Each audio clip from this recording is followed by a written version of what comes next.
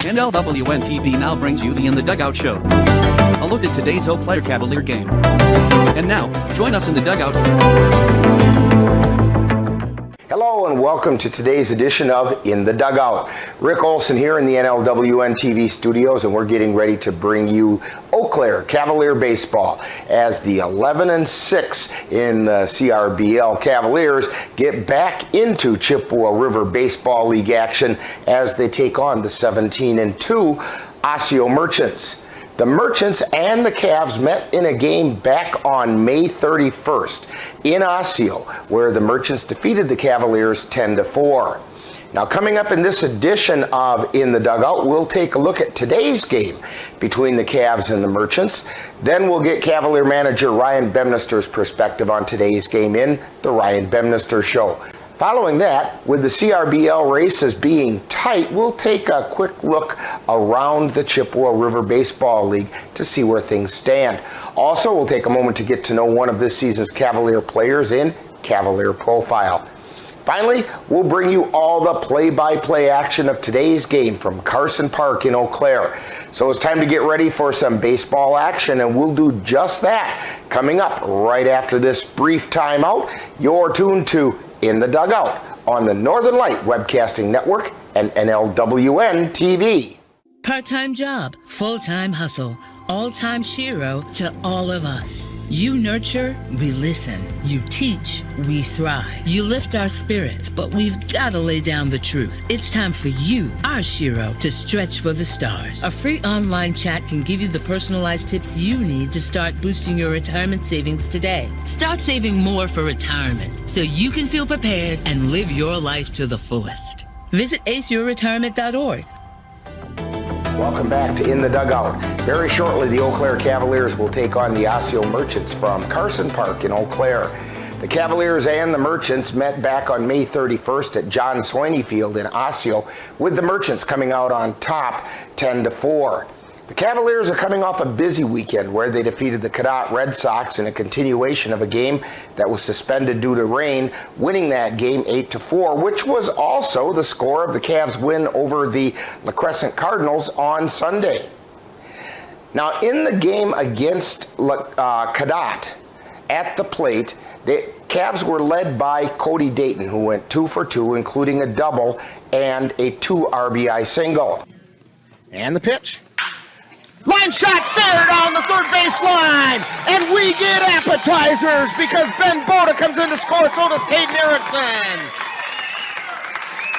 And Cody Dayton singles to left field with 2 RBI. Caden Erickson also had an RBI double, scoring Ben Boda. And the pitch. Line shot fair down the third base line, out into left field. 1 run is coming in to score. And into third is a runner, and Erickson checks into second with a double.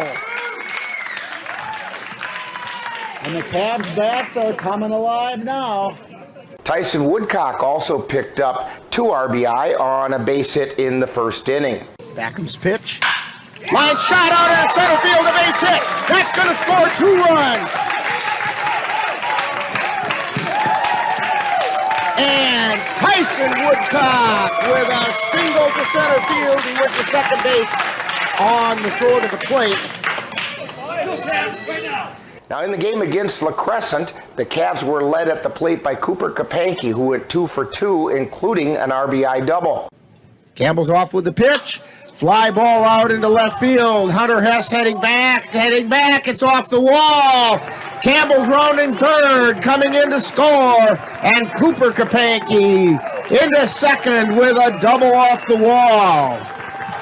Cody Dayton kept his hot bat going with a 2 RBI single in the 8th inning. Bemnister with his lead on third. And the pitch. Line shot out into left field for a base hit. Bemnister in to score. Here comes Luke Erickson in to score. Runners come over, and checking in at second is Cody Dayton. He'll get credit for a single, and then he went to second on the play because the throw came through to the plate. but 2 runs came in. He'll get both of those. On the mound against Cadott, Andrew Milner came on in relief of Lucas Costley in the 3rd inning and went 5 innings, giving up only 1 run on 5 hits while striking out 7 for the win. Against La Crescent, the Cavaliers threw everyone, including the kitchen sink. All in all, 4 Cavaliers took the mound, and in the end it was Drew Wathke who took the win, with Ben Boda picking up a save. Today, the Cavaliers will try to take another step toward wrapping up a CRBL playoff spot when they take on the CRBL South Division champion Osseo Merchants. The Merchants come into the game with a CRBL tally of 17 wins and 2 losses and have clinched the division title.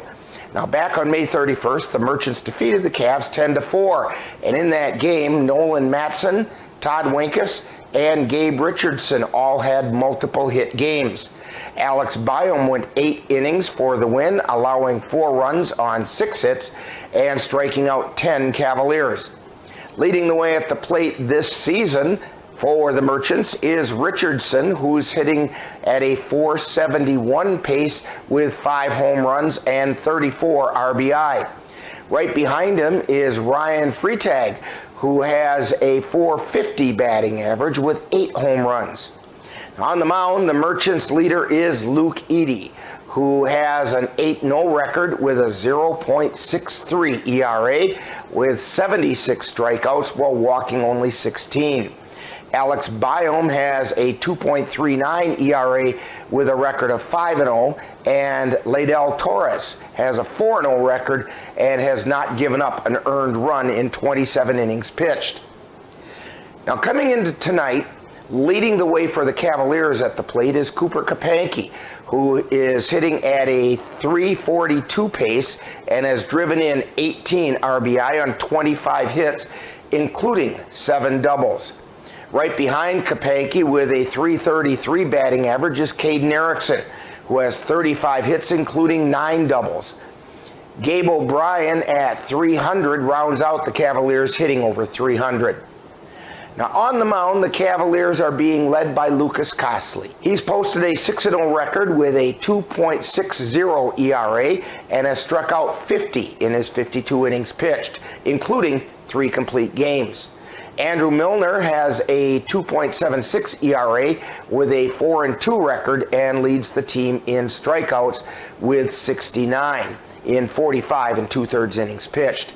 As a staff, the Cavaliers have a combined ERA of 4.70 with a whip of 1.73. Now, coming up next, following this timeout, we'll get manager Ryan Bemnister's perspective as we chat with him on The Ryan Bemnister Show. You're tuned to In the Dugout on the Northern Light Webcasting Network and NLWN-TV.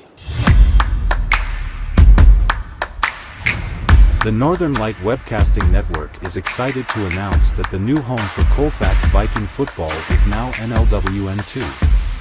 Our first game broadcast is coming up on Friday, August 18th. The Colfax Vikings will host the Whitehall Norse. Coverage begins at 6:40 p.m. with Viking Preview. That's live Colfax Viking football on Friday, August 18th, on the Northern Light Webcasting Network and NLWN-2. The Goat Coffee House on Water Street in Eau Claire presents The Ryan Bemnister Show, where Cavalier manager Ryan Bemnister gives us his perspective on today's game. And now, The Ryan Bemnister Show. Once again, we're at the Goat Coffee House talking with Cavalier manager Ryan Bemnister. And Ryan, today the Cavaliers will try to take that next step in trying to lock up a CRBL playoff spot when they take on the Osseo Merchants. But first, over the weekend, the Cavs picked up a couple of 8-4 wins, one over Cadott in a CRBL game, and the other one in a non-league game against the La Crescent Cardinals. Your comments about those 2 outings? It's pretty fun. I'm not gonna lie to you.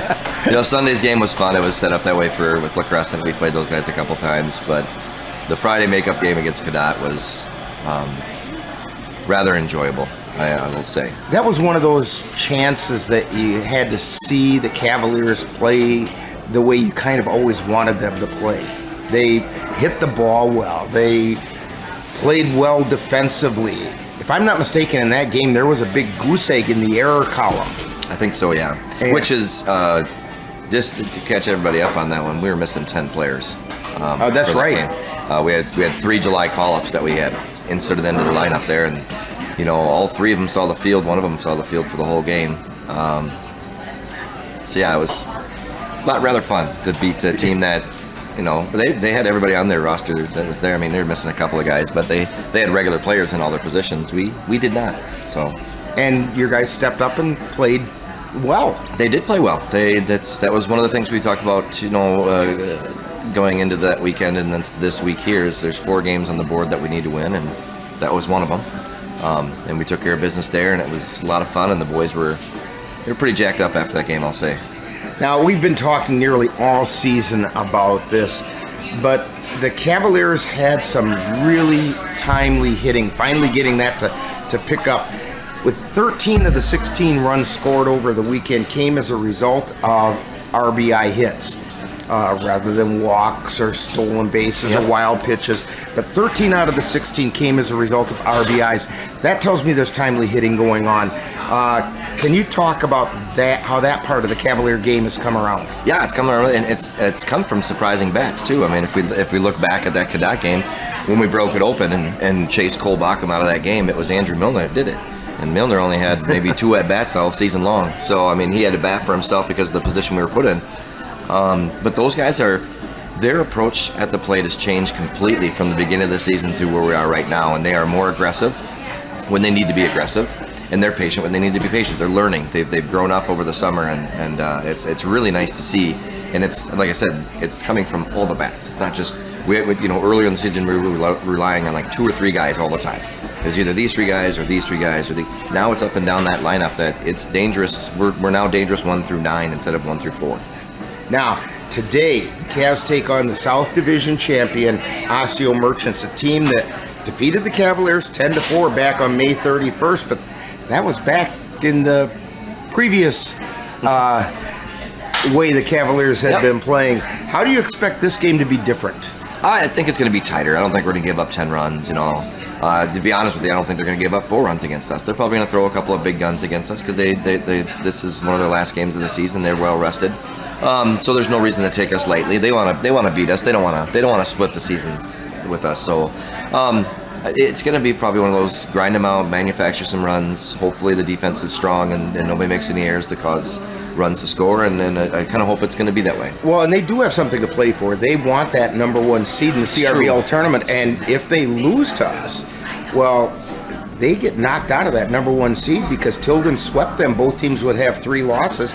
Tilden would get the number 1 seed. It's true. That's true. I forgot about that. I forgot that Tilden had, after we swept them earlier in the season, they went on a roll. So it's, so they do have something to play for, just like we have something to play for. I mean, like I said, it's going to take 3 more wins for us to make that CRBL playoff spot. So we need to win every game that we play going forward. So it's going to be a fun game. They're a very good team. They're stacked up and down that lineup, that kind of stuff. So we were probably going to use 2 or 3 different arms in that game to kind of throw them off a little bit instead of letting them see the same pitcher 2 or 3 times. But it's going to be a tight one, and I hopefully we can come out on top.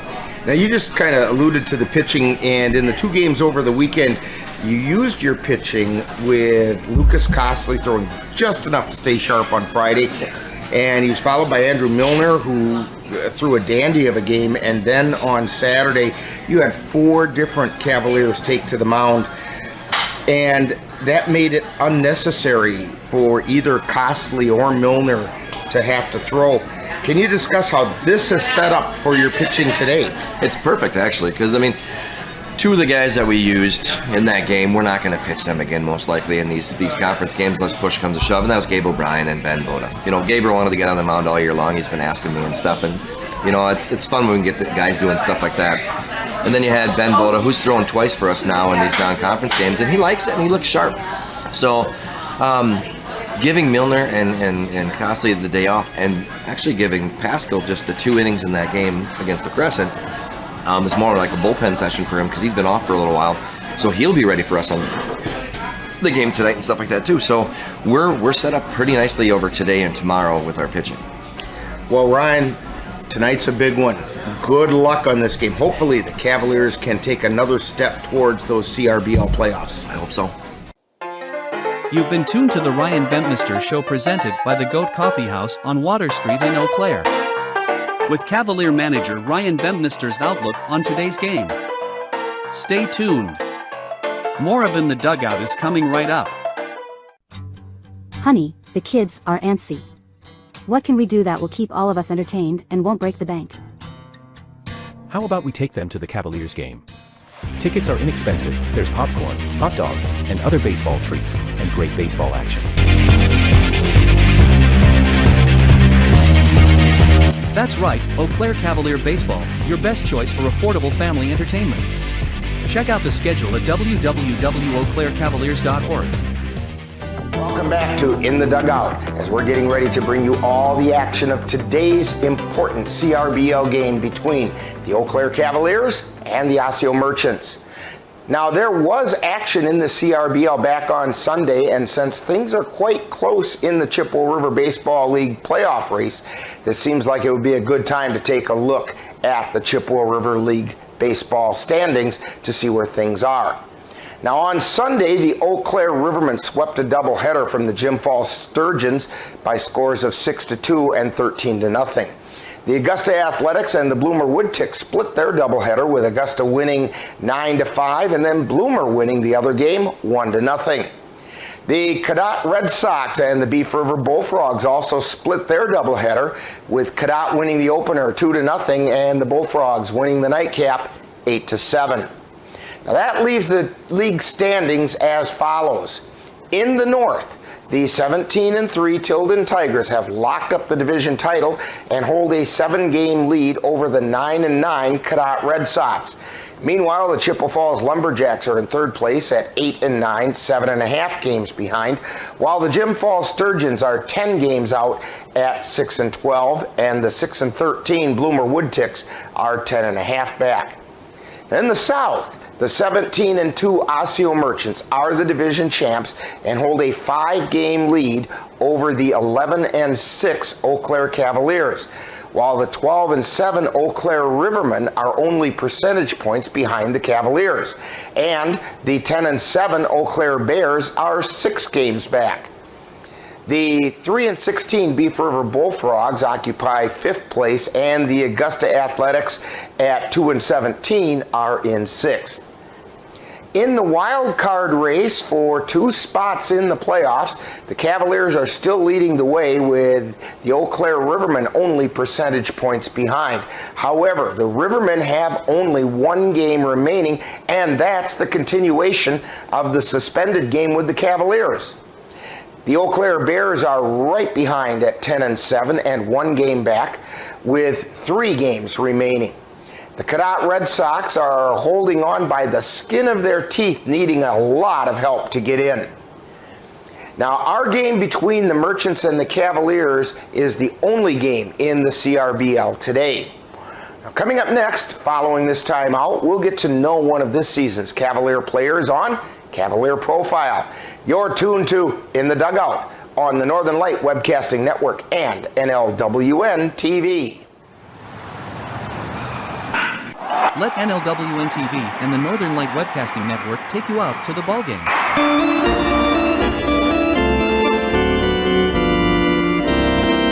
Our next broadcast will be on Wednesday, July 26th, when we will bring you the Cavaliers taking on the Beef River Bullfrogs from Spangbird Field in Strom, Wisconsin. Live coverage on the Northern Light Webcasting Network audio service and on NLWN-TV begins with the In the Dugout show at 6:35 p.m. That's live Eau Claire Cavalier Baseball on Wednesday, July 26th on the Northern Light Webcasting Network and NLWN-TV. Time now to get to know a Cavalier player on Cavalier Profile. We'll get to know a little better who plays on this year's Eau Claire Cavalier baseball team. And now, Cavalier Profile.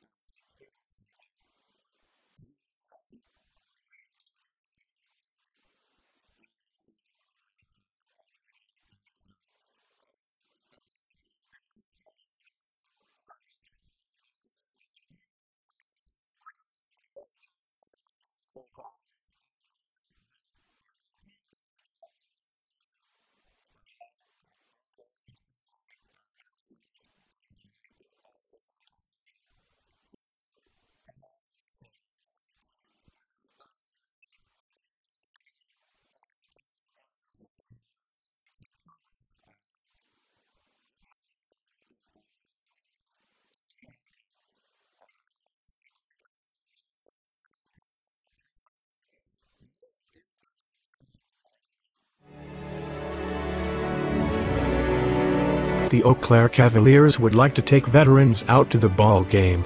That's right, as a thank you for your service, any veteran of the United States military can receive a lifetime pass for free admission to all Cavalier home games.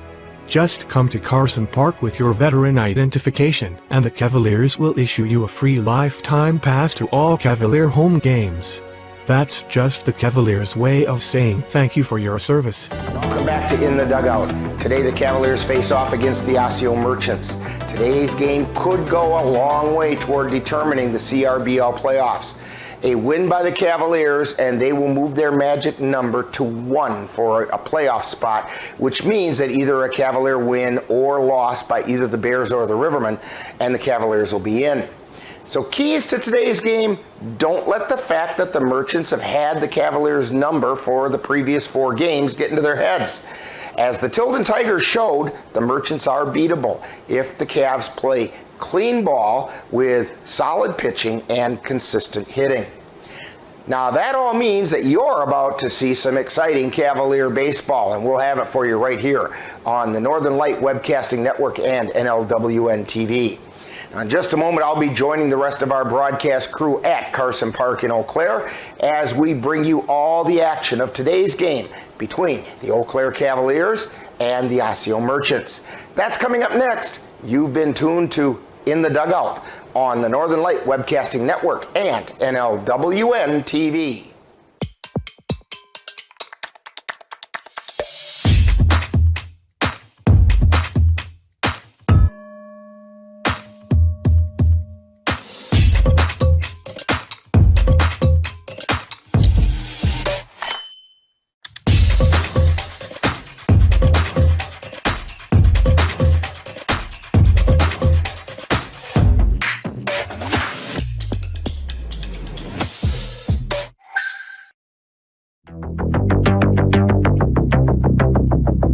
You've been watching the In the Dugout show with a look at today's Eau Claire Cavalier game. This has been a presentation of NLWN-TV. Stay tuned. Coming up next is live Eau Claire Cavalier baseball. It happens to everyone eventually. Your computer goes on the fritz. Fear not, Sladen's Technology Services can help. When your computer decides to not cooperate, it can be very frustrating. Let Sladen's Technology Services keep you from wanting to drive your computer right off a cliff. Sladen's Technology Services supports business of all sizes. They offer assistance with managed anti-malware, encrypted email, fast tech support, data backup, and recovery, and more. Call Sladen's Technology Services at 715-864-2833 and get the IT help you desire. Sladen's Technology Services is the official IT service for the Northern Light Webcasting Network. Eau Claire Cavalier baseball is on the air. The Northern Light Webcasting Network and NLWN-TV proudly brings you today's Eau Claire Cavalier game. Join us as we follow the Cavs while they battle their way through the Chippewa River Baseball League. Fly ball into left field. Could it be? Could it be? Way back. It's off the fence and it's out of here. It's a 3-run home run and the Cavaliers take the lead. And now, out to the ballpark for coverage of today's game. And good evening and welcome to Carson Park. Rick Olson here along with Ben Ryder and Cassie Johnson Nelson on the computer, Dan Petchow on the camera, and we're getting ready to bring you all the action of tonight's really important Chippewa River Baseball League game between the Eau Claire Cavaliers and the South Division champion Osseo Merchants. It's also Royal Credit Union and RCU Foundation Night here at Carson Park, and they will be giving away some prizes. So if you're in the Carson Park area, come on over and join us. It's a nice night for baseball. A little bit warm, but some nice cold beverages and some good baseball action where you don't have to work up the sweat and you'll have yourself a good time. The Merchants are taking their infield and outfield practice right now. Cavaliers just got done with theirs. Lucas Costley was down in the bullpen getting warmed up for tonight's game. And speaking of players getting warmed up, Ben, why don't you tell us who's getting warmed up to play in tonight's game? You want me to do the Cavs? Let's go with visiting team. Always gets announced first. Okay. Starting off, Ryan Freitag. Batting second, Todd Winkus. Batting third, Gabe Richardson. Batting fourth, Nolan Matson. Batting fifth, Jackson Koska. Batting sixth, Jesse Bachman. Batting seventh, Tanner Marsh. Batting eighth, Zach Iverson. Batting ninth, the extra hitter, Jim Zawacki. Batting 10th, Joe Zawacki. And on the mound, number 20, Luke Eide. Okay, and how about the cap? Batting first, Caden Erickson. Batting second, Xavier Bemnister. Batting third, Gabe O'Brien. Batting fourth, Cooper Kupanke. Batting fifth, Jack Redwine. Batting sixth, Cole Timon. Batting seventh, Campbell Kupanke. Batting eighth, Luke Erickson. Batting ninth, Ben Boda. Batting 10th, Josh Garcia. And pitching for the Cavs, Lucas Costley. And as you can see, both teams are utilizing the extra hitter tonight. For the Osseo Merchants, the extra hitter will be Jimmy Zawacki. And for the Cavaliers, the extra hitter is Luke Erickson. And on top of that, Luke Erickson is also our Geno's player of the game. So make sure when you go out to Geno's Pizza tomorrow, you mention Luke Erickson's name and you'll get yourself a free soft drink. And if he should manage to score tonight, then it becomes a free appetizer for your table. Limit one per table, but what the heck, the price is right. What do they call that? Free 30, right? And Dan's over there, or free 50. That's courtesy of the nice folks out at Geno's Pizza, as well as Luke Erickson if he manages to get a score. So like I said, it's Royal Credit Union and RCU Foundation tonight, so there will be some pregame festivities as we get ready. So we'll be back with that right after this timeout. You're tuned to Cavalier Baseball on the Northern Light Webcasting Network and NLWN-TV. Jason, let's go see your room.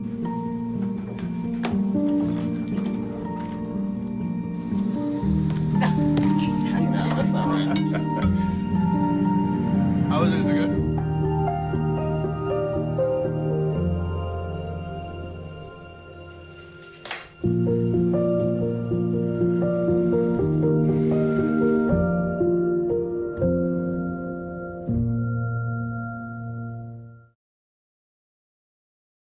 Hey guys, it's me, Isabella Gomez, filling in for Smokey Bear because he's got more to say than just... Only you can prevent wildfires. Like, if you're outside enjoying a barbecue, don't let a hamburger distract you from fire safety. Make sure you aren't dumping your hot coals or ashes onto the ground because that could start a wildfire. So take wildfire prevention seriously and let's save the world one day at a time. Juntos con Smokey Bear, podemos hacerlo. Go to smokeybear.com. Hey, can you chop the pineapple? Chop the pineapple.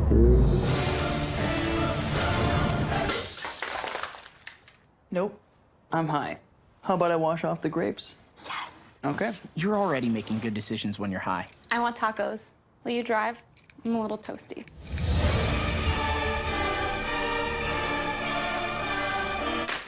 Nope. I'm high. Let's order in. Don't make an exception when it comes to driving. If you feel different, you drive different. Life doesn't always give you time to change the outcome. Prediabetes does. 1 in 3 adults has prediabetes, but with early diagnosis, prediabetes can be reversed. And you can change the outcome.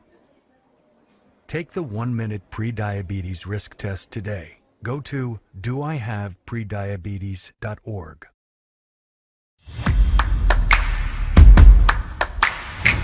The Northern Light Webcasting Network is excited to announce that the new home for Colfax Viking football is now NLWN-TV.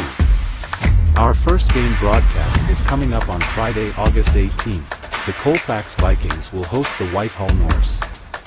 Coverage begins at 6:40 p.m. with Viking Preview. That's live Colfax Viking football on Friday, August 18th, on the Northern Light Webcasting Network and NLWN-TV.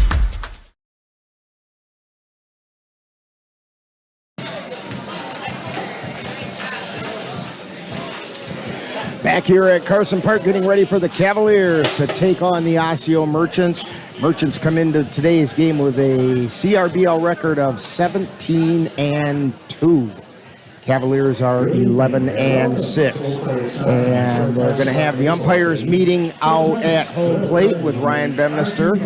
And let's see, the umpires for today's game, I just wrote it down, here it is. Andrew Petro is going to be calling balls and strikes, and Tim Wilson out on the bases.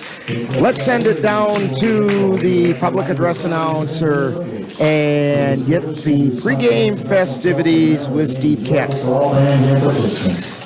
Fairly good with such an honorary result in New Orleans facility. Let's remember to show pride in our teams and communities by demonstrating good sportsmanship to all players, coaches, fans, and officials. Thank you. Foul balls are a property of Eau Claire Cavaliers Baseball Club. Please return all foul balls to the souvenir stand located on the third baseline, where you see $1 token, good for use to the souvenir stand. As a reminder, Carson Park Baseball Stadium is a non-smoking facility. If you must smoke, we ask you please leave the stadium. Again, there is no smoking in Carson Park Baseball Stadium. Thank you. Finally, all fans, especially those in bleachers, are reminded during a baseball game and follow balls into the stands at a high rate of speed. We ask that you remain alert at all times. Tonight's Royal Credit Union RCU Foundation starting lineups, beginning with the Osseo Merchants. Leading off, the designated hitter, number 3, Ryan Frito. Batting second, the catcher, number 9, Todd Quintus. Batting third, playing third base, number 35, Gabe Richardson. Batting fourth, the right fielder, number 28, Nolan Madsen. Batting fifth, playing left field, number 8, Jackson Tasca. Batting sixth, the shortstop, number 15, Jesse Brockman. Hitting seventh, the center fielder, number 4, Tanner Marsh. Batting eighth, playing second base, number 19, Zach Iverson. Batting ninth, the extra hitter, number 11, Jimmy Zalacki. And hitting 10th, the first baseman, number 12, Joe Zalacki. Pitching for the Osseo Merchants, number 20, Good Ivy. The Merchants are coached by Aaron Haber, and he's assisted by Dan Halverson and Rocky Thompson. Now, the Royal Credit Union RCU Foundation starting lineup for your 2023 Eau Claire Cavaliers. Moving on. Point second base, number 6, Keaton Erickson. Batting second, the center fielder, number 4, Xavier Bemnister. Hitting third, playing right field, number 47, Cade O'Brien. Batting cleanup, the first baseman, number 7, Cooper Carpenti. Batting fifth, the designated hitter, number 20, Jack Grimwald. Hitting sixth, the catcher, number 19, Cole Simon. Hitting seventh, the left fielder, number 27, Cam Carpenti. Batting eighth, the extra hitter, number 14, Luke Erickson. Batting ninth, the shortstop, number 17, Ben Moga. And hitting 10th, the third baseman, number 3, Josh Garcia. Pitching for the Eau Claire Cavaliers, number 8, Lucas Cosley.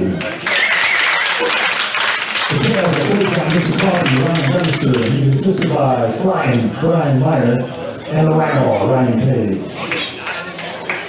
The officials for tonight's game, on the bases, Mr. Tim Wilson, and behind home plate, Sir Andrew Petro. Now, we please rise in your able, remove your hats, and honor America for the singing of our national anthem by our senior's own Miss Crystal Schultz.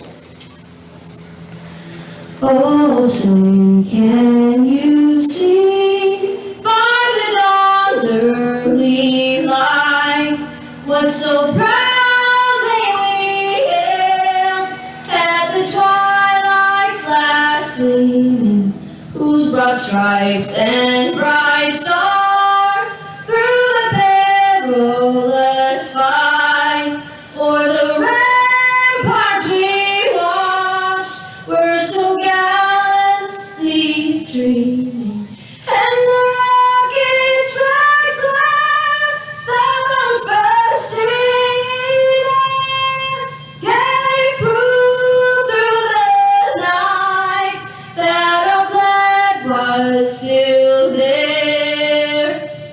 Oh, say does that star-spangled banner yet wave o'er the land of the free and the home of the brave? Crystal Schultz with the singing of our national anthem, and we're going to get ready for the first pitch. And I don't know, Ben, something seems a little fishy about this first pitch. Is that a fish out there? That would be. That's Savin' Sammy is I think that's the name he goes by. Yeah, Savin' Sammy from Royal Credit Union is going to throw the first pitch. And Sammy, not too sure about this. And holy cow, he put it over the plate, came up a hair short, but that's a pretty good pitch for a fish. Go fish. And now to speak to us from Royal Credit Union and the RCU Foundation is Holly Hermanson.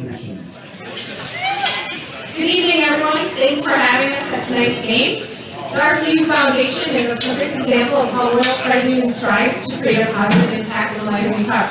The foundation awards grant funds to nonprofit organizations in the communities that Royal Credit Union serves. Since it began in 2012, the RCU Foundation has given more than $8 million back to nonprofits in all the communities we serve.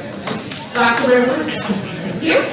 The RCU Foundation's charity event here in the Chippewa Valley area is called Rock the Riverfront, featuring the Charity Classic. We just wrapped up our 29th year and gave funds to workforce development organizations this year. If you want to request for support for the RCU Foundation, you can go to rcu.org/foundation. You can also support the foundation by making a donation, or if you're a member, you can just use your debit card. For every debit card transaction, the credit union donates up to 5 cents back to the foundation so we can give back to the communities we serve. Thank you again. We're glad to be here tonight in the front here. Holly Hermanson speaking on behalf of the Royal Credit Union and the RCU Foundation and all the good work they do in the Chippewa Valley. On the mound, Lucas Costley starting to take his warm-up pitches as we are just about ready to get things started here at Carson Park. This game means a lot for both of these teams. For the Merchants, they want to hang on to that #1 seed in the CRBL playoffs. This is their last regular season game of the year, and if they lose to the Cavaliers, they will also lose the #1 seed because the Tilden Tigers would overtake them. Cavaliers trying to still get into the wild card spots in the playoff, and a win tonight would go a long ways towards securing that. Wouldn't quite be a done deal, but it would get them, within sniffing distance.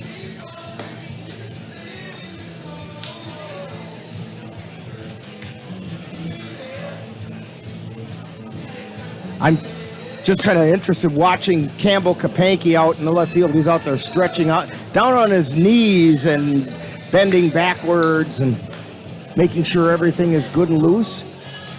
Cavaliers defensively, Cole Timon behind the plate. Josh Garcia out at third. Ben Boda at short. Caden Erickson at second. Cooper Kapanke at first. Out in the outfield, it's Campbell Kapanke, Xavier Bemnister, and Gabe O'Brien going from left to right. Lucas Costley on the mound. Costley comes into tonight's game with a 6-0 record, 2.60 earned run average in 52 innings pitched, and he has 50 strikeouts. Leading off for the Osseo Merchants, Ryan Freitag.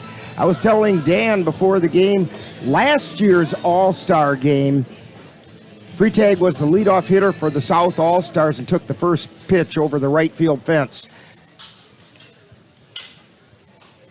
So here's the first pitch, and it's a strike called at the letters.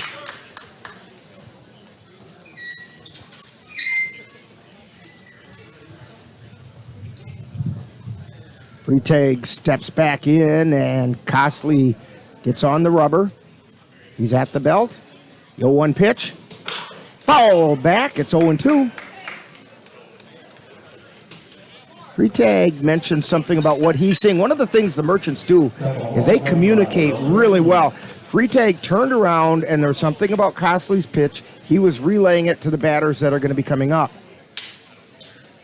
No balls and 2 strikes to Ryan Freitag. Comes in batting .450.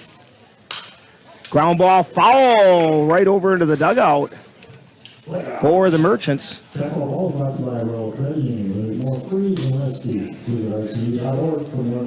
Almost expected to hear a quack or two with as much ducking was happening over there in the dugout.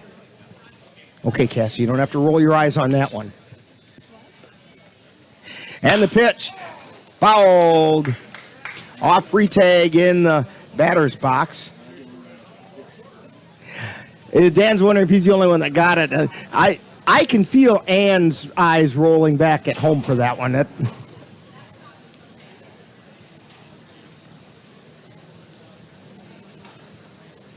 wasn't that good, but it wasn't that bad either. No balls and 2 strikes to Ryan Freitag, and that pitch is a called third strike on the inside corner. Freitag goes down looking. That's going to bring up the catcher, Todd Winkus. That's just how you draw it up. That's exactly the way you draw it up. Winkus batting .339 on the season.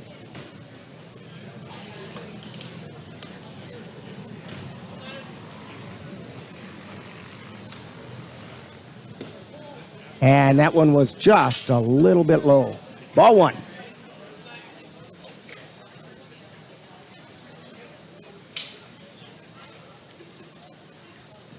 Costley looking in, and he delivers. Strike called on the outside corner. I like the location of that pitch. Andrew Petro is willing to give that outside corner. Hey, we'll take it. Which means Costley can get that can of black paint out and paint the black stripes around the plate. Amen. 1 ball, 1 strike. And the pitch. That's low for a ball.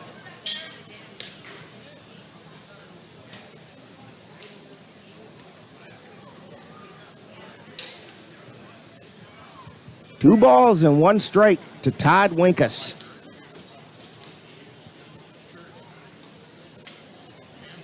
Here's the 2-1 pitch. Strike called on that outside corner. Costley likes to live on that corner anyway, and now he's even the count up at 2-2.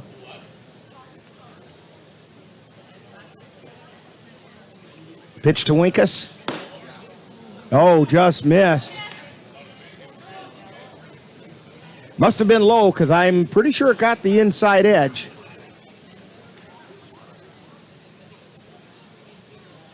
And the payoff pitch.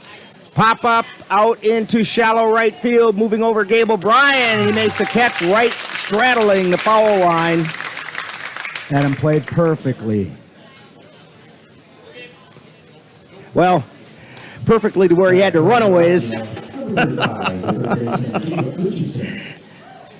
Ben does that just to get to me. I was seeing if you were paying attention. I think you were. All right, due up for the Merchants is Gabe Richardson, batting .471. He's the leading hitter for the Merchants. And that one missed low. I should mention he leads the team in RBIs, home runs, doubles, singles, hits, at-bats, and games played. Here's the pitch. Another one low for a ball. 2 balls, no strikes.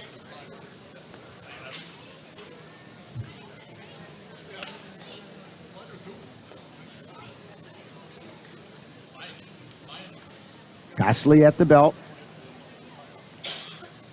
The 2-0 pitch. Fouled into the dirt right at the plate.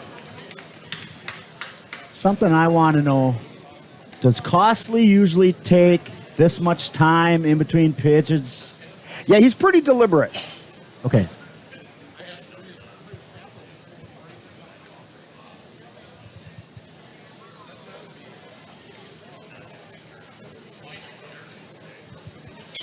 He's at the belt. And the pitch. That one's high for a ball. Tried to get the curveball to break in, but it just wasn't going to come down. 3 balls and 1 strike to Gabe Richardson. Here's the 3-1 pitch. Fly ball out toward center field. Bemnister's not going to be able to get to it before it gets to the warning track. Richardson getting to second with a stand-up double. So he adds to his hit total. That's going to bring up Nolan Matson with 2 down. The right fielder batting .383.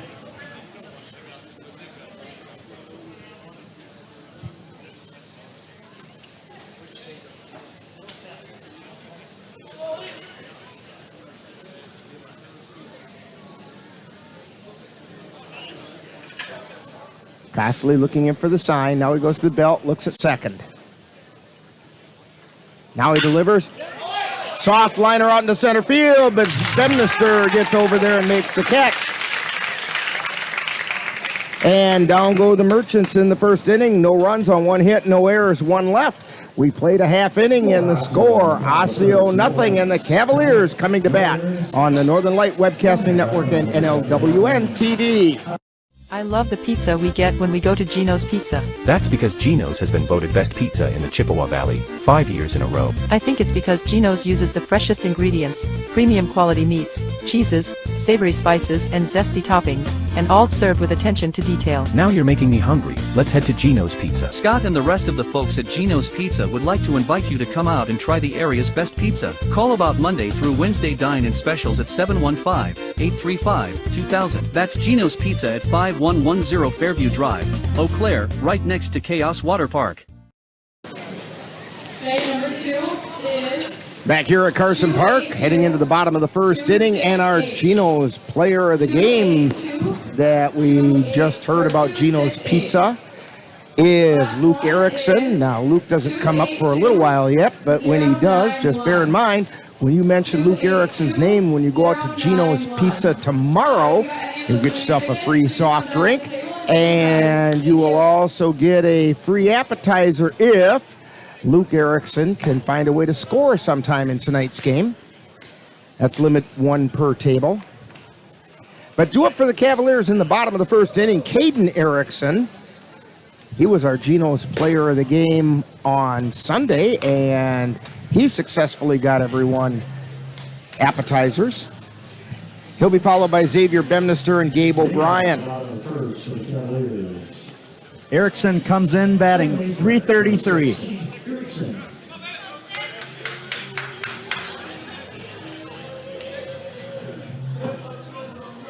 One of the things about Erickson's bat is it has remained hot.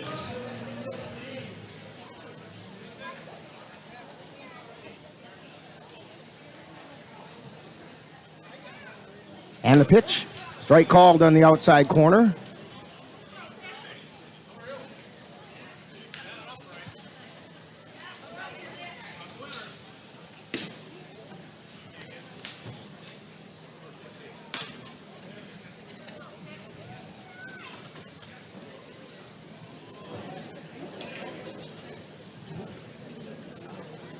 Here's the pitch. Fly ball out into left field, but moving over is Jackson Koska, and he makes the catch. So one down. Erickson got all of that, but Koska took a couple steps over, made the catch. Brings up Xavier Bemnister.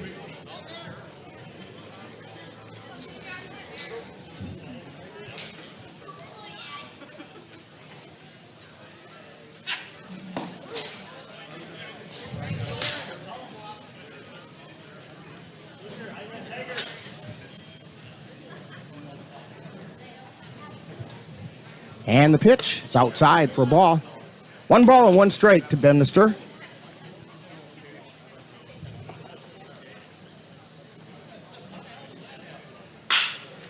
There's a line shot out into center field for a base hit. Bemnister at first, and it's going to bring up Gabe O'Brien. O'Brien coming in, batting an even 300.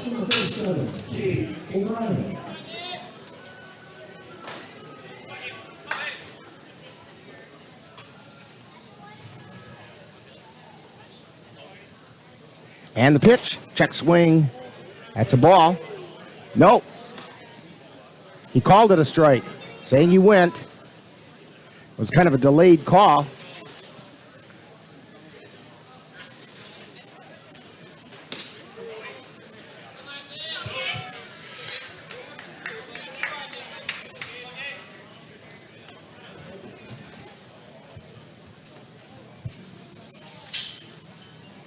And the pitch is outside for a ball.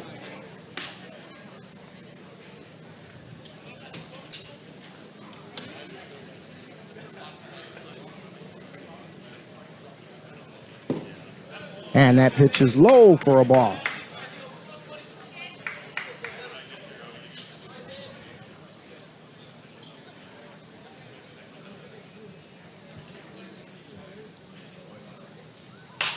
Fouled away. 2-2 is the count. Luke Eide. I've been calling his name for 3 years and I can still never get it right. 2 balls and 2 strikes. Swing and a miss, and O'Brien goes down swinging. 2 down. Cavs have a runner on first. Brings up Cooper Kapanke.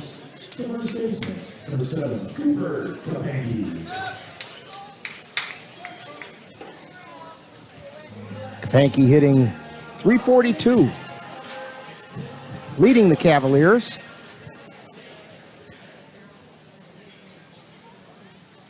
And the pitch. High pop-up. It's in the infield. Moving over is Joe Zawacki, and he makes the catch.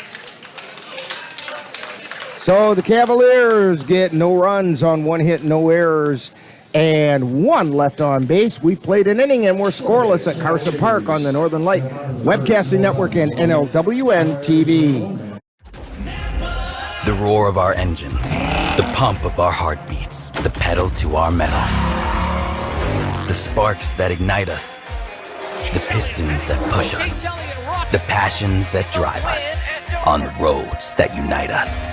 Napa has America's largest network of parts and care, here to be the fuel that keeps you firing on all cylinders. Visit either of Eau Claire's 2 locally owned Napa Auto Parts stores on Highway 93 or North Claremont Avenue. If I could be you, and you could be me for just 1 hour. If we could find a way to get inside each other's minds. Walk a mile in my shoes. Walk a mile in my shoes.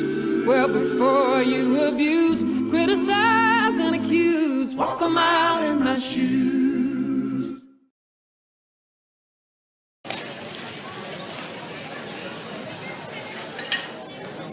Back here at Carson Park, getting ready to go into the 2nd inning. And due up for the Merchants is Jackson Koska, Jesse Brockman, and Tanner Marsh. Top of 2nd for Osseo. Koska steps in batting .359.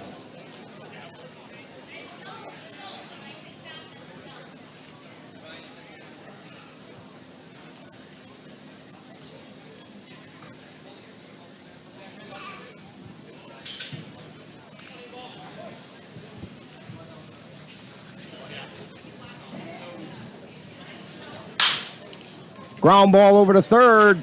Picked up by Garcia, throw to first, and Kapanke comes down with it. It's another one of those where we're kind of glad Cooper's as tall as he is. But in the scorebook, it's a routine ground out third to first. That's going to bring up Jesse Brockman, the shortstop, batting .341.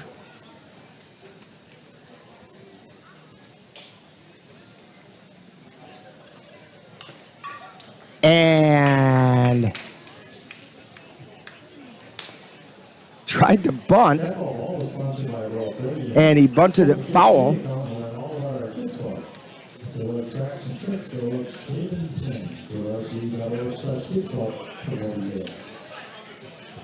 No balls and one strike.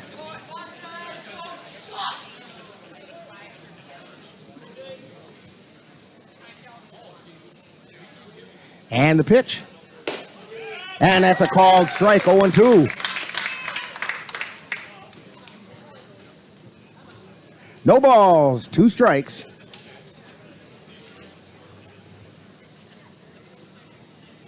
Here's the pitch. High chopper out towards second. Throw to first, they got him! Beautiful play. Nice play. Caden Erickson came in, made the play, got it over to Kapanke in time to get Brockman. That was a tough play because that was such a high hop. It was over Costley's glove. Erickson had to charge the ball, made the scoop and throw all in one motion. Bang, bang. And up comes Tanner Marsh, batting .125. There we go. We finally get a breeze coming through this press box. Strike called. That one went right down the middle of the plate. Pulled the string on that. Looked like a changeup. No balls and a strike. Costley at the belt. And he delivers. Kind of 3/4 sidearm that time, and it was outside for a ball.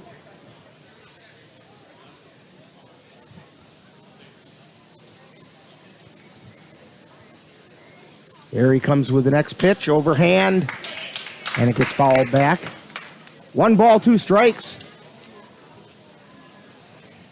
Right over the top with the fastball. 1 ball and 2 strikes. Costley delivers. Fly ball out into center field. Bemnister camps under it, makes the catch. So the Merchants go down in order. No runs, no hits, no errors, nobody left on base. We've played an inning and a half and still no score from Carson Park on the Northern Light Webcasting Network and NLWN-TV. When you have that craving for a home-cooked meal the way Mom used to make it, rest assured, you can still get that meal by going to Mom's Restaurant and Pub in Colfax. Mom's is open daily, serving breakfast and lunch, and don't forget dinner on Friday nights with Mom's famous fish fry. The coffee is always hot, the breakfast is always delicious, and lunch will put a smile on your face and in your stomach. 225 Bremer Avenue, Colfax. Call 715-962-4617. That's Mom's Restaurant and Pub.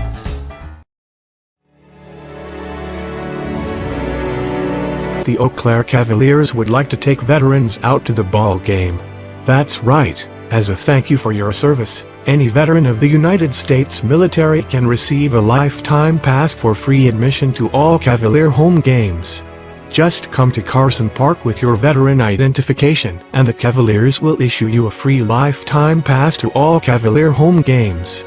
That's just the Cavaliers' way of saying thank you for your service. Back here at Carson Park, heading into the bottom of the second inning, due up for the Cavaliers, Jack Redwine, Cole Timon, and Campbell Kapanke.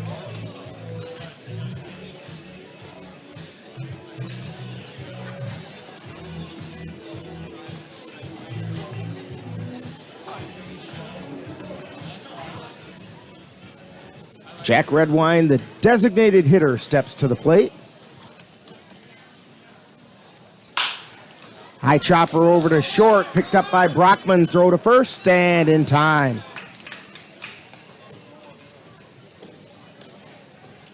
That'll bring up Cole Timon.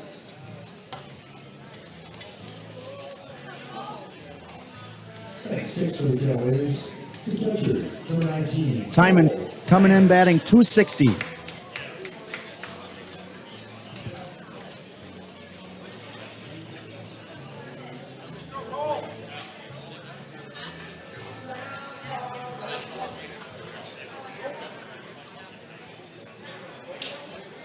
Here's the pitch.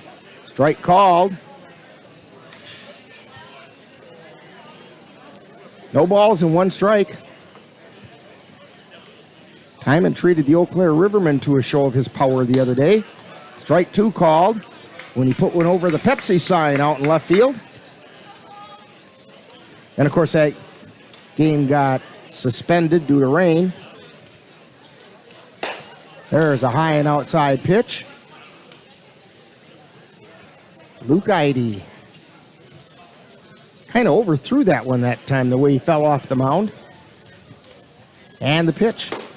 That's high for ball two.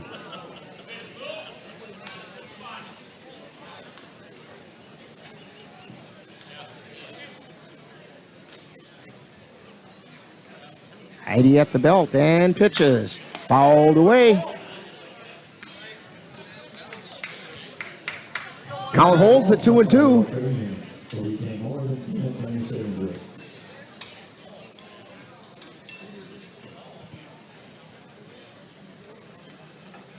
Eide delivers. Swing and a miss for strike three. And I think he had to swing at that because I do think it caught the outside corner. It did. He just missed it. That's going to bring up Campbell Kapanke batting .293. By the way, that was the second strikeout for Eide.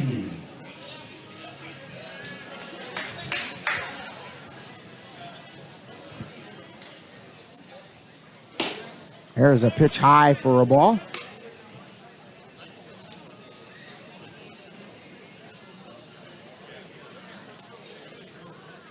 Fouls it back into the screen.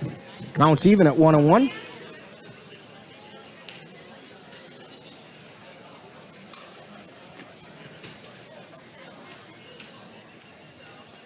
And the 1-1 pitch. That's high. 2 balls and a strike.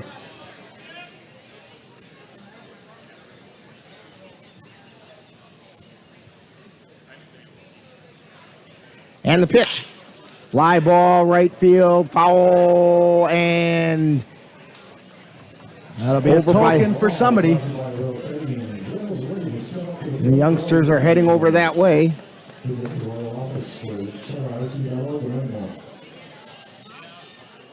Still 2-2.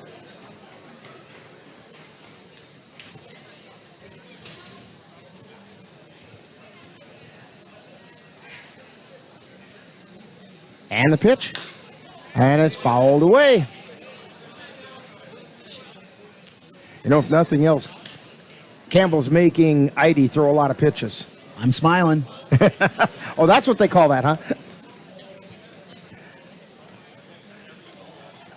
And the pitch.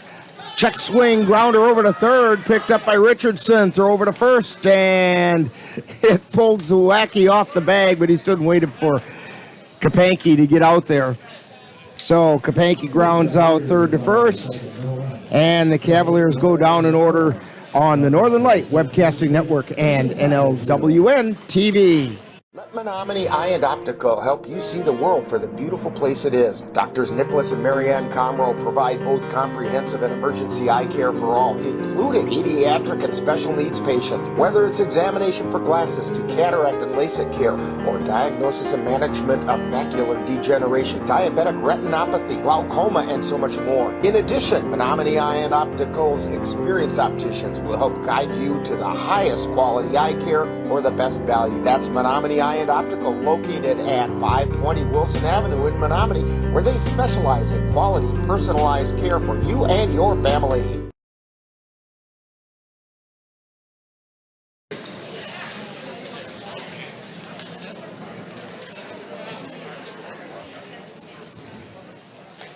You know, Ben was just asking about whether Lucas Costley is quite as deliberate all the time between pitches. And, you know, it might entirely be that with as hot and sticky as it is today, he's taking his time just to stay cool and comfortable. Whatever he's doing, it's working. Yeah. If it ain't broke, don't fix it, right? Yes. Due up for the Osseo Merchants in the third inning, we have Zach Iverson, Jimmy Zawacki, and Joe Zawacki. Second baseman, number 19, Zach Iverson. Zach Iverson coming in, batting .275 on the season.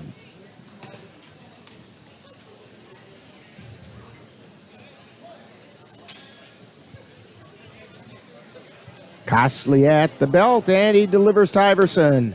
Just missed inside. 1 ball, no strikes.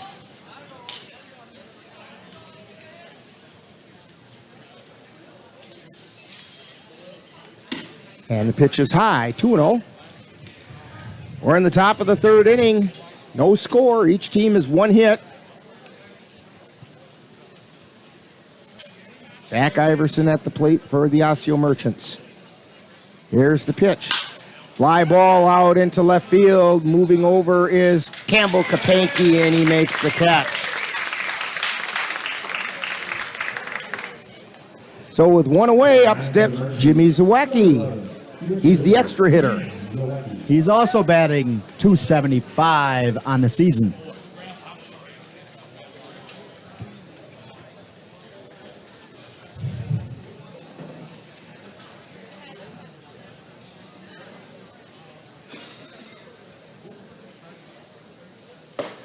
And there's one right down the middle of Water Street. Called strike from Lucas Costley. There's the pitch. Just missed inside.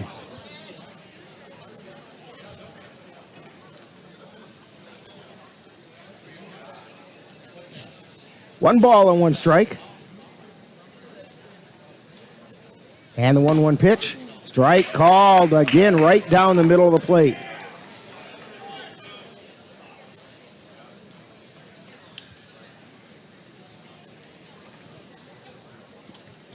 Zawacki kind of questioning where that was. Soft liner, caught by Kapanke, a leaping catch over at first base by Cooper Kapanke on the soft little line drive. Looked like a snow cone. Yeah, he snow coned that one, but you know what? They still count as outs. That play was awesome. So that's going to bring up Brother Joe, Joe Zawacki.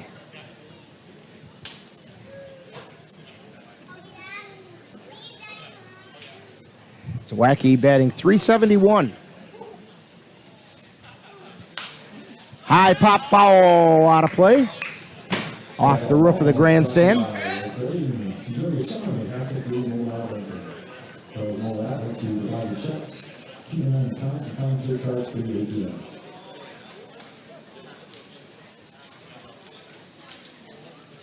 Costley at the belt.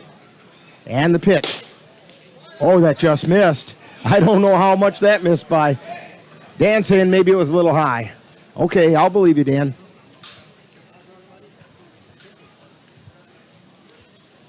Here's the pitch. Oh, that got him. You could tell that one got away from Costley, and it got Zawacki right in the side. I think as soon as he threw it, he knew it was bad. I think you're right.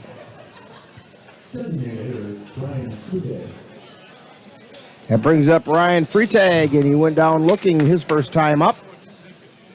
We're back at the top of the order with 2 down. So Zawacki got zawacked. See, I got a chuckle out of you, Ben. All right. Cassie's ready to slug me over here.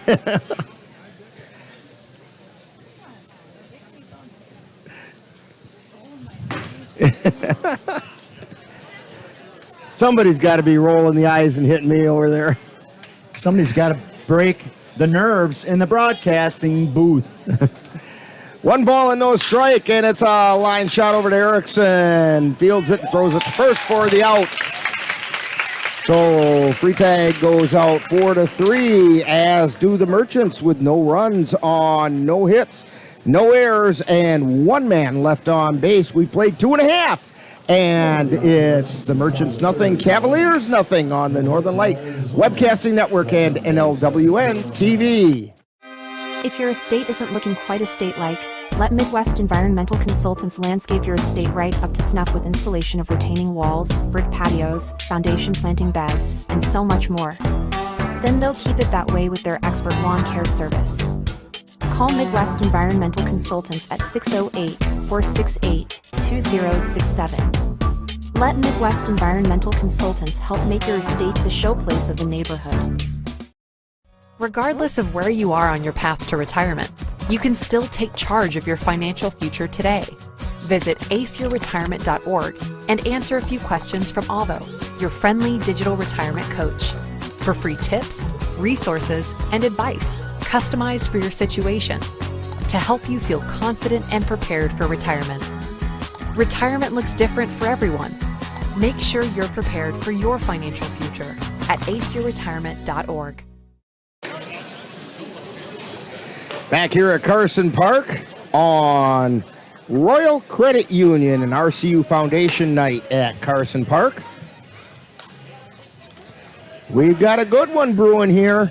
Scoreless after 2.5. And due up in the bottom half of the third inning for the Cavaliers, Luke Erickson, our Geno's player of the game. He'll be followed by Ben Boda and Josh Garcia. Make sure you mention Luke Erickson's name when you go out to Geno's. When you go out there tomorrow, get yourself a free soft drink. It's going to be a hot one tomorrow, so that soft drink's going to take mighty good. And if he gets on and scores, and he just got on with a hit by pitch, half the job is done. If he does manage to come around and score, then it turns into an appetizer for your table. There's a limit of 1 per table, but hey, it'll be mighty tasty for you. Jackson Vance starting to get loose down in the bullpen for the Cavaliers. First pitch to Ben Boda is outside for a ball. Boda comes in batting 145. Erickson with his lead at first. And the pitch. Strike called on the outside corner.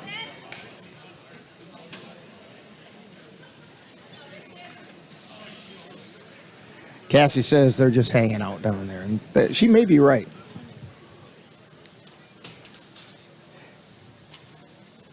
Here's the pitch. Swung on a miss. 1 ball, 2 strikes.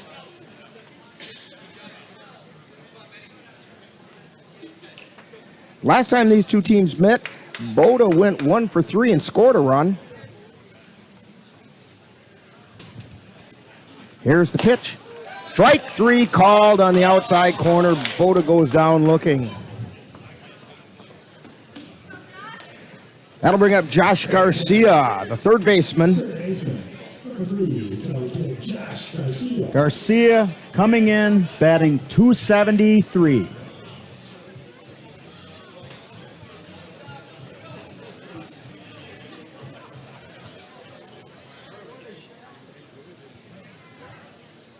Here's the pitch. Strike called. That one caught the outside corner.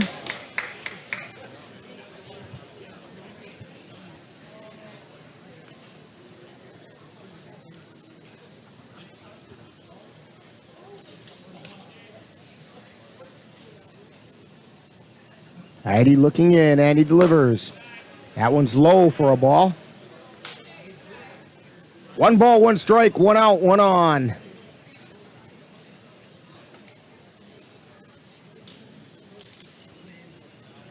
Here's the pitch.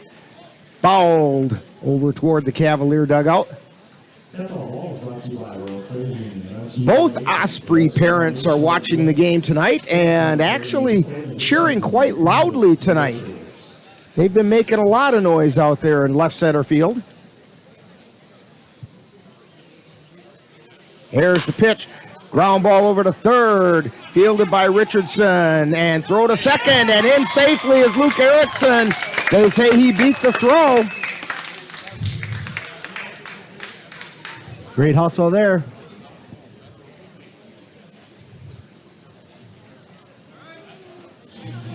And I think that goes as a hit for Josh Garcia.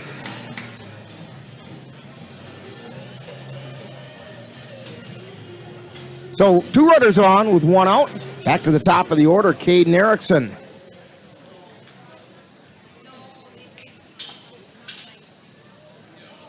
And we have time called.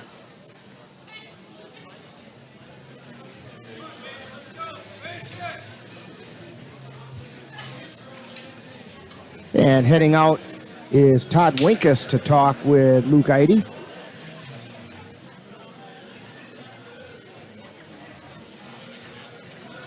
Sometimes when you have a runner on second base, you want to change the signs. That's absolutely correct. Or change the indicator anyway.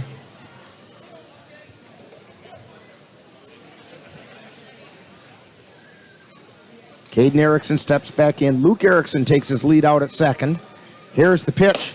Strike called on the inside corner. No balls and a strike.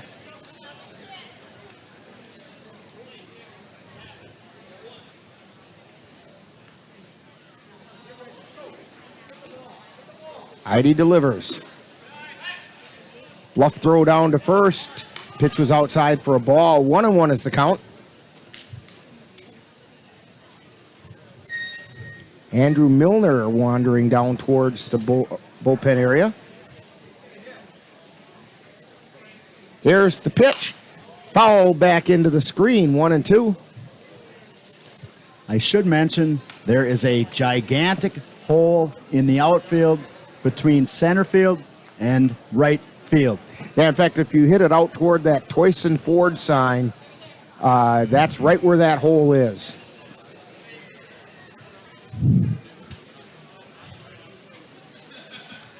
Eide checks the runner at second. 1-2 pitch. Ground ball gets through out into left field. Holding up at third, putting on the brakes is Luke Erickson. Throw came in, and manager Ryan Bemnister put the brakes on. Erickson almost ran through it. But Caden Erickson with a single to left field. And we now have the bases loaded. And it brings up Xavier Bemnister. And by the way, Ben, just in case your taste buds weren't noticing it, appetizers are 90 feet away from scoring. Let's go. 1 out.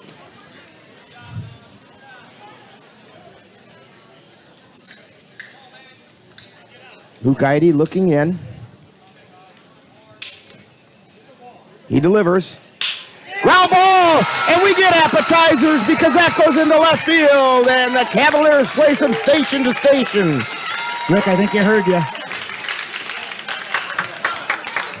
So Luke Erickson scores, which means when you go out to Gino's tomorrow, you mention Luke Erickson's name and you get an appetizer for your table. I just got to mention there quickly, the infield is in, and that was hit. A normal depth play would have had him, but they weren't doing that. Check swing ball that was inside.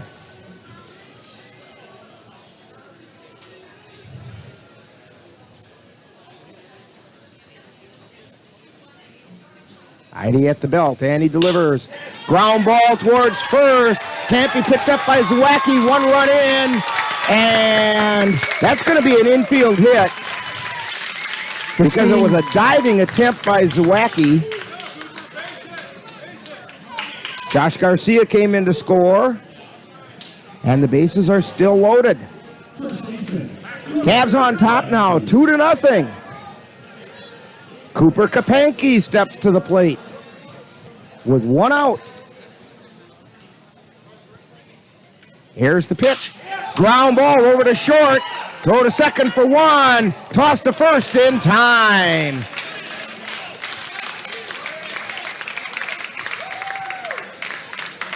So Kapanke grounds into the double play, but the Cavaliers pick up 2 runs on 4 hits. There were no errors and 2 left on base. So we've completed 3, and it's the Cavaliers 2 and the Osseo Merchants nothing on the Northern Light Webcasting Network and NLWN-TV. Royal Credit Union's low rates and flexible terms on auto loans can help keep your payments low.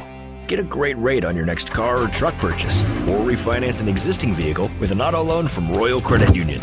Royal also offers loans for buying or refinancing boats, UTVs, and other vehicles. Royal Credit Union wants to help keep your payments low.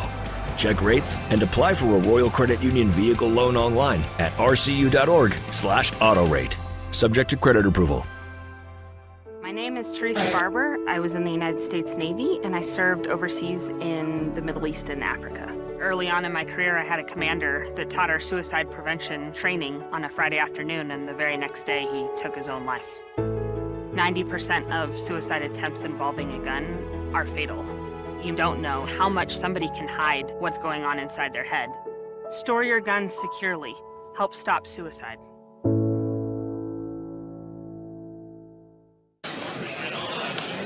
Back here at Carson Park, going into the 4th inning, Cavaliers just strung together a few hits, and that's something that Ryan Bemnister and I have been talking about all season, is the timing of hitting, and they strung 4 of them together and ended up pulling away with 2 runs in the bottom of the 3rd inning. One of those, of course, was Luke Erickson, our Geno's player of the game. Stop out at Geno's on your way down to Strum tomorrow to Spangberg Field to go watch the Cavaliers play there. Stop out at Geno's on your way and get your free appetizer. Due up for the Osseo Merchants, Todd Winkus, Gabe Richardson, and Nolan Matson. First pitch to Winkus is low for a ball.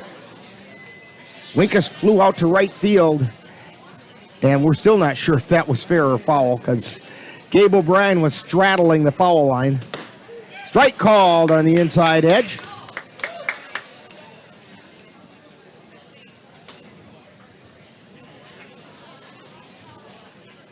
And we have time called.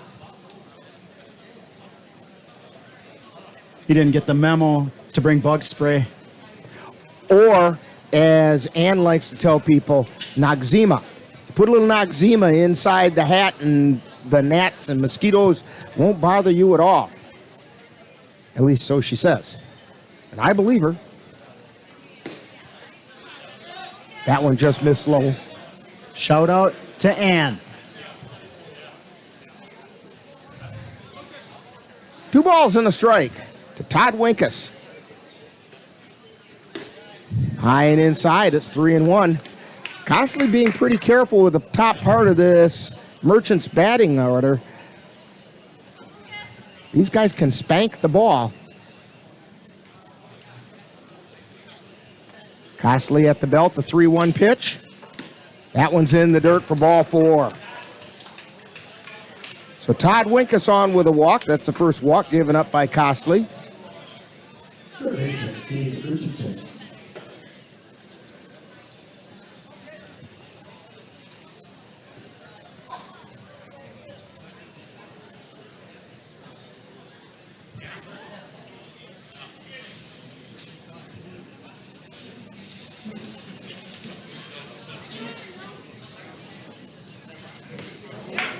Swing and a miss there. We have a scoring correction from the last inning. Cavs picked up 3 hits instead of 4. The one by Garcia went down as a fielder's choice, 5-4, but not in time for the putout. Ground ball foul down the third base line. No balls and 2 strikes. Third base coach thought about fielding that one, but didn't. It was smoking pretty good, so it's probably a wise decision on his part. To Gabe Richardson. Richardson doubled the center field his last time up. And the pitch is high for a ball.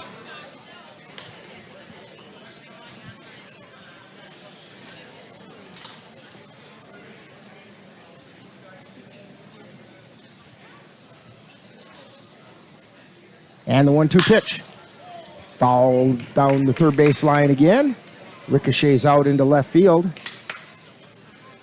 One of the bullpen guys for the Cavaliers out to pick it up. I think that was Jackson Vance. Cassie says, Here's the pitch. Swing and a miss for strike 3. Great pitch there. That's going to bring up Nolan Matson with 1 down. Runner on first.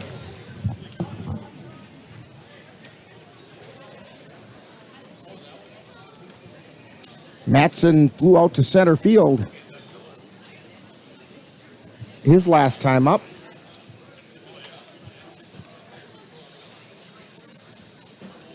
And the pitch. That's high for a ball.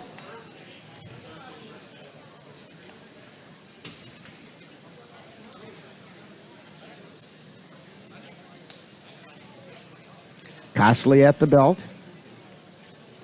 And he delivers. That's high, ball 2.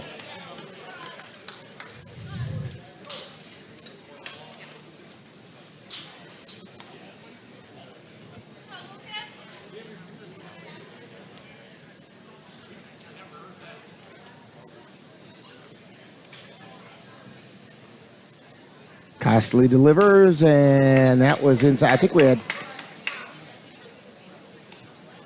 Nope, he didn't grant the time. Matson wanted time. The umpire didn't grant it, and the pitch came inside. So it's 3 balls, no strikes to Nolan Matson. And the pitch. That's a strike called.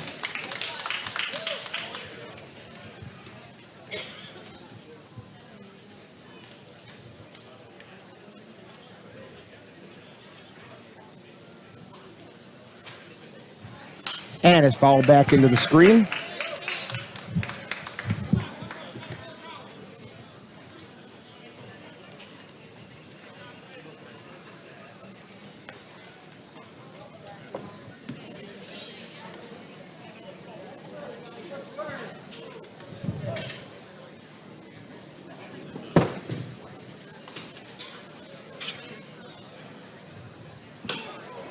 The ball a little inside for ball 4. Runners now on first and second. Cavs got to be real careful here. Jackson Kotzka. Coming to bat, Jackson Kotzka. Batting .359. You got to be careful of this guy.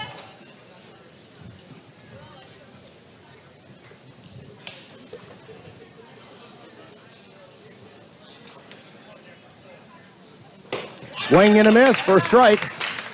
You like that?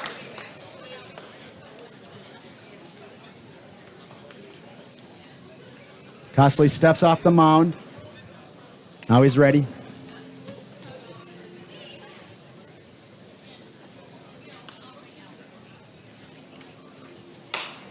Fouled back.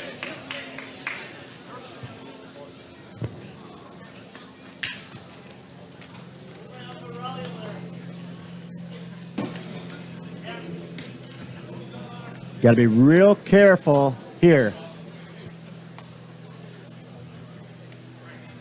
No balls, 2 strikes.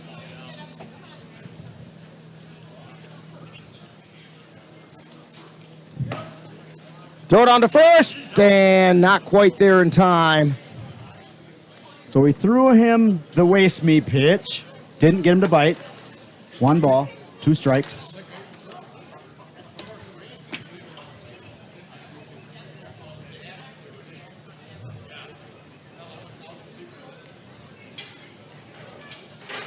Here's the pitch.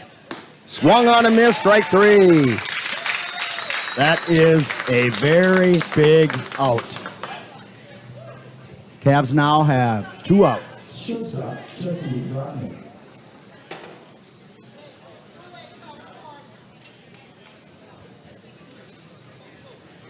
Jesse Brockman coming to the plate, batting .341. Pop up, foul territory, and just out of play. Josh Garcia gave it a chase, but The fence didn't let him chase it any further. And that'll be another token for one lucky fan. Brotman grounded to second his last time up.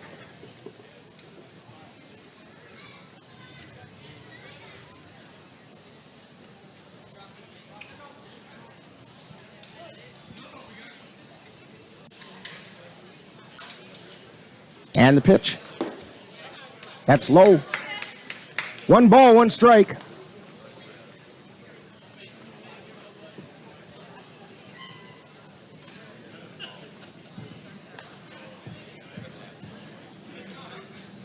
And the pitch.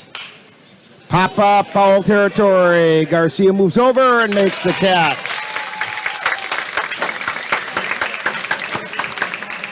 So, no runs for the Merchants on no errors and no hits. That's hits and errors together when you get hairs. No runs, no hits, no errors. 2 left on, and we've completed 3.5. And it's the Cavaliers 2 and the Merchants nothing on the Northern Light Webcasting Network and NLWN-TV. Let NLWN-TV and the Northern Light Webcasting Network take you out to the ballgame.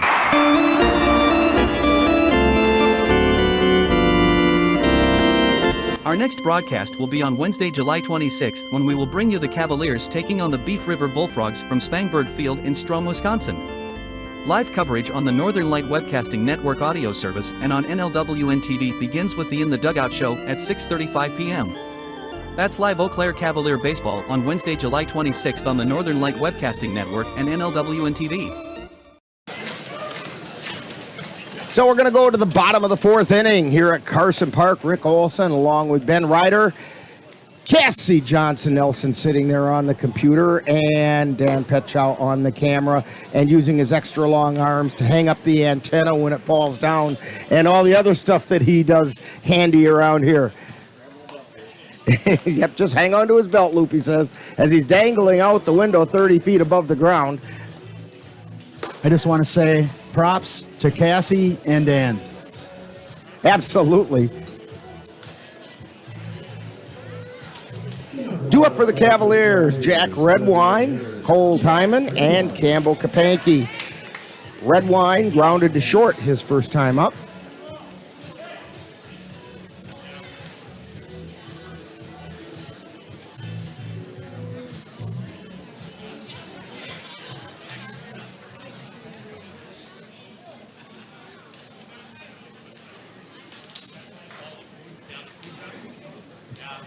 Luke Heide delivers, and it's low for a ball.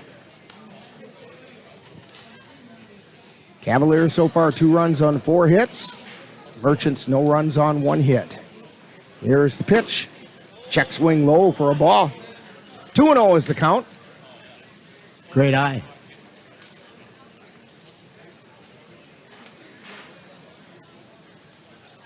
And the pitch to Redwine is outside. 3-0 is the count. You've seen the confidence in Redwine just grow as the season has moved along. Here's the pitch. Strike called. They say it caught the corner. That's one of those examples on a 3-0 pitch. If you're not going to look like you're offering, it's going to be a strike. Here's the pitch. Ground ball out to second. Grabbed there by Iverson and throw over to first for the out. Iverson had him played perfectly. Well, that one I'll give you because he didn't have to move. Nope. Cole Timon steps up. Struck out his first time up. Cole Timon leads the Cavs in home runs. Well, he's tied for that. It's a 3-way tie. The hitter that just grounded second also has that same number, as does Gabe O'Brien. Strike called on the outside corner. Timon steps out and looks down at third like, are you kidding me, coach? Here's the pitch from Edie, and it's off the window of the press box over to our right. Rattled that plexiglass. A lot of dots over on those windows where balls hit them.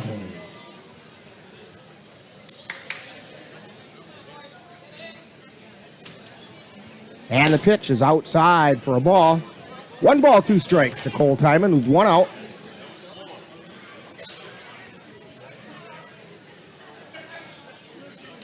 Here's the pitch, swung on a miss. Strike 3. 2 strikeouts for Cole Timon tonight. Brings up Campbell Kapanke, grounded to third in his first appearance.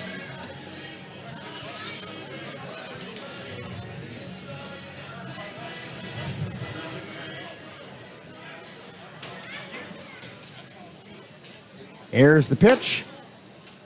That one's outside for a ball.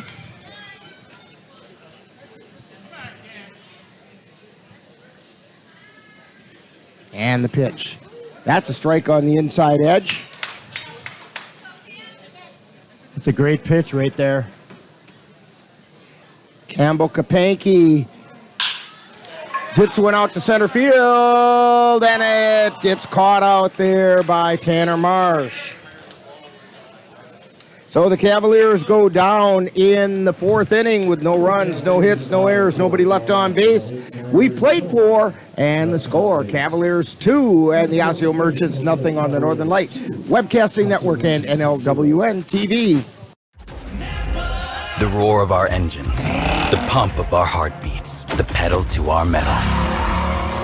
The sparks that ignite us, the pistons that push us, the passions that drive us, on the roads that unite us. Napa has America's largest network of parts and care, here to be the fuel that keeps you firing on all cylinders. Visit either of Eau Claire's 2 locally owned Napa Auto Parts stores on Highway 93 or North Claremont Avenue.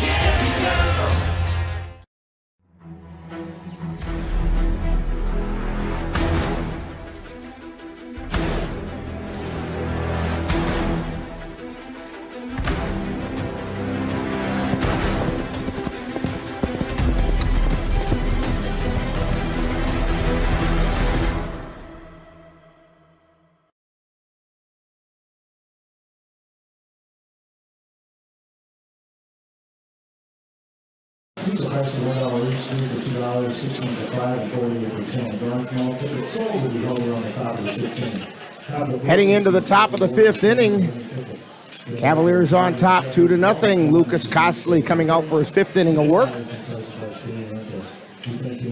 Due up for the Osseo Merchants, Tanner Marsh, Zach Iverson, and Jimmy Zawacki. Should mention Alex Byam, pitcher in the Osseo bullpen, just stretching down there. Nothing too serious.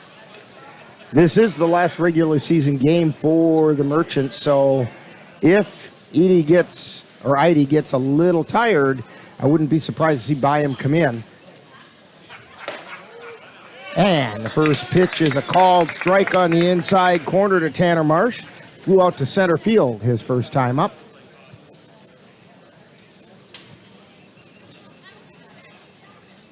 That pitch missed outside. 1 ball and 1 strike.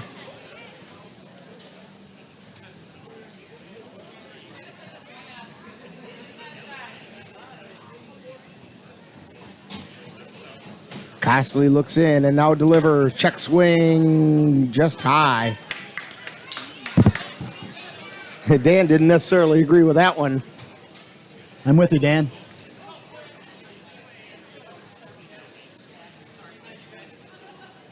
Swing and a miss for strike 2. 2 balls, 2 strikes. To Tanner Marsh. Costley at the belt. And he delivers. It's outside. Count goes full.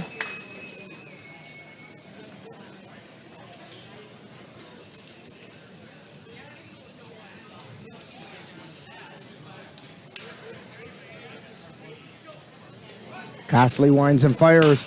High pop-up foul territory. Garcia moving over into the coach's box, and he makes the catch. Great job by Lucas Costley there. He didn't give up on that one. He got him. That's going to bring up Zach Iverson. And Iverson flew out to left field his last time up.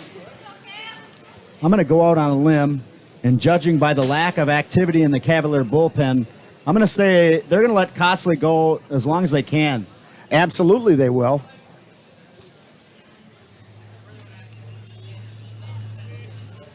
Here's the pitch.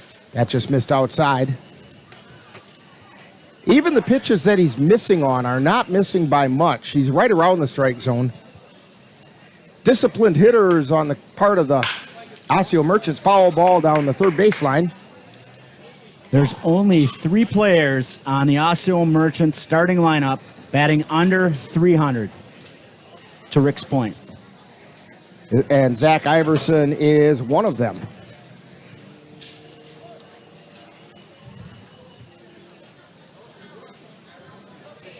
One ball, one strike. And the pitch is high and inside. 2 balls and a strike with 1 out.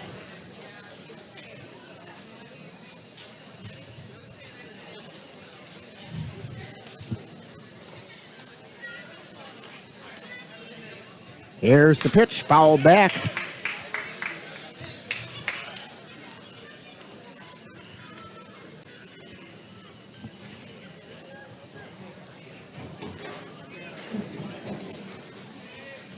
Two balls, 2 strikes. Costley steps off. I think he had a gnat hors d'oeuvre that time. Cost him to step off the rubber. Cassie's going, yuck. I don't blame you, Cassie. I feel the same way. Swung and a miss. Foul tipped.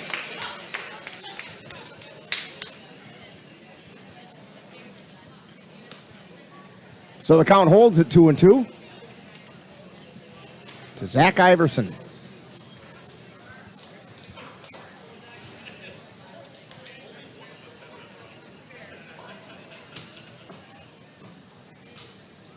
Here's the pitch.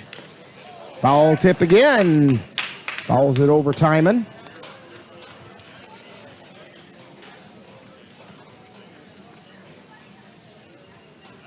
Iverson hanging tough now.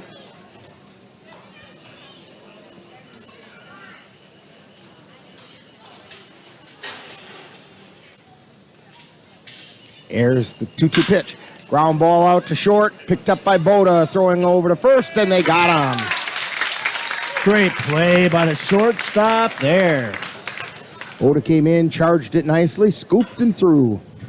That was a good example of when I used to coach baseball, and I would tell my infielders, the part of your glove that should be worn out the most is the back of your fingers. It should be scraping the sand, and you'll keep the ball in front of you that way. That's just what Boda did. That ball was not going to get under his glove. Nope. That brings up Jimmy Zawacki. Lined out to Cooper Kapanke on a leaping catch his first time up. Swing and a miss for a strike. I'd have said it was a snow cone catch, but it's so warm today, the snow cone already melted. You are correct. No balls and a strike. That one's high.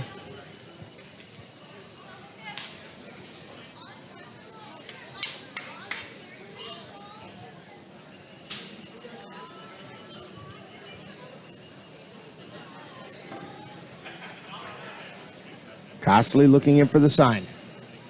The 1-1 pitch. Check swing, strike called on the outside corner. 1 ball, 2 strikes.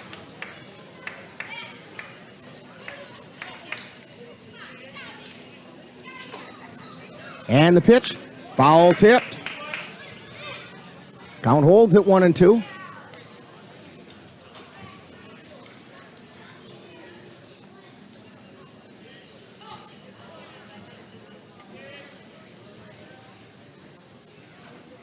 Here's the 1-2 pitch.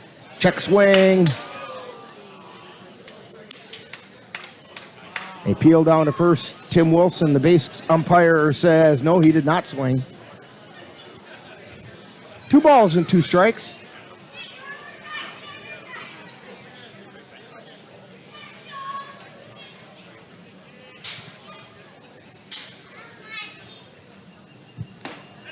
swung on and missed for strike 3. So the Merchants go down in the 5th. No runs, no hits, no errors, nobody left on base. We played 4.5, and it's still the Cavaliers 2 and the Osseo Merchants nothing on the Northern Light Webcasting Network and NLWN-TV. Mom's Restaurant and Pub in Colfax has just what you need when you have that craving for a home-cooked meal the way Mom used to make it. Mom's is open from 7 a.m. to 3 p.m. daily and until 9 on Fridays with a complete breakfast menu. Lunch includes sandwiches, salads, wraps, and burgers, along with Mom's comfort food favorites, and don't forget dinner on Fridays with Mom's famous fish fry. The coffee always hot, the breakfast always delicious, and lunch puts a smile on your face. 225 Bremer Avenue, Colfax. Call 715-962-4617. That's Mom's Restaurant and Pub in Colfax. So we're going to head into the bottom half of the 5th inning with the Cavaliers on top. Due up for the Cavaliers, Luke Erickson, Ben Boda, and Josh Garcia. Luke Erickson, our Geno's player of the game. He's already done everything he can for you guys. He got hit by the pitch and eventually came around and scored on Xavier Bemnister's base hit, which means that when you go out to Geno's tomorrow and you mention Luke Erickson's name, then you'll get a free appetizer for your table. 282-071. 282-071. If you have any of these numbers, then come on down to the table. Thank you. Yeah, the line of 5th for the Cavaliers, next to Luke Erickson.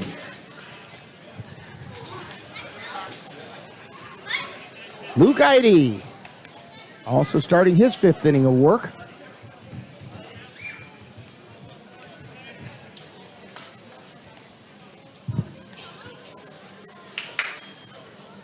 And the pitch. Fly ball foul on the left side.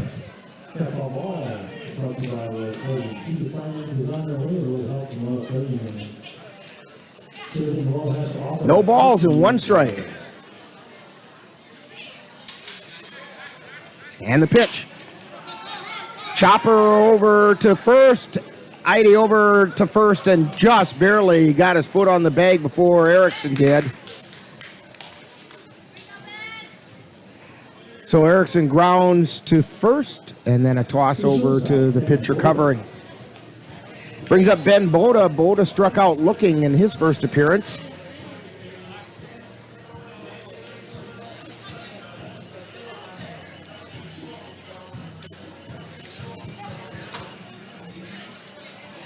And the pitch. That's high for a ball.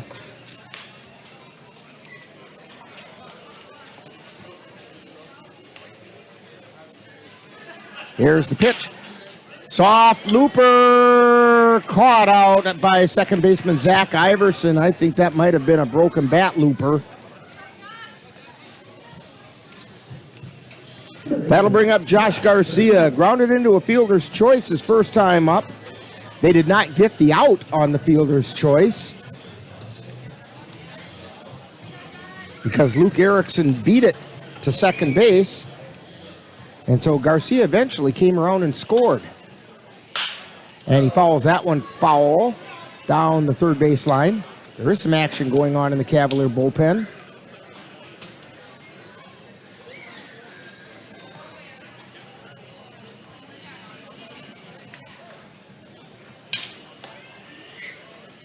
Jalen Pasco warming up. That pitch is inside. 1 ball, 1 strike.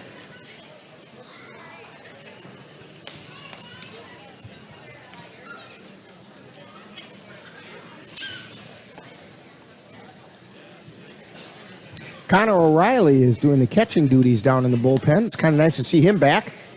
Here's the pitch, outside for a ball.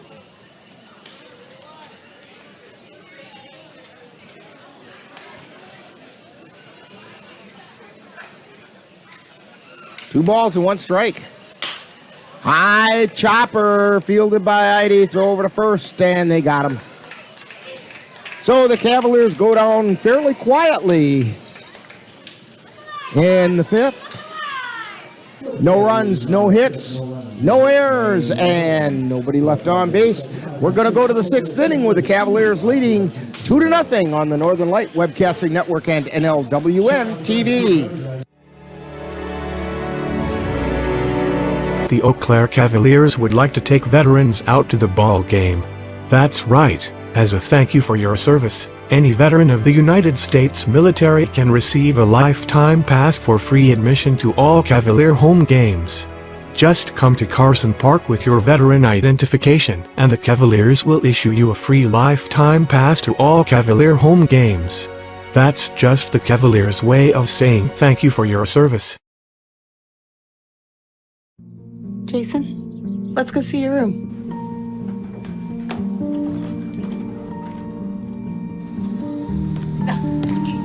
That's not right. How was it? Is it good?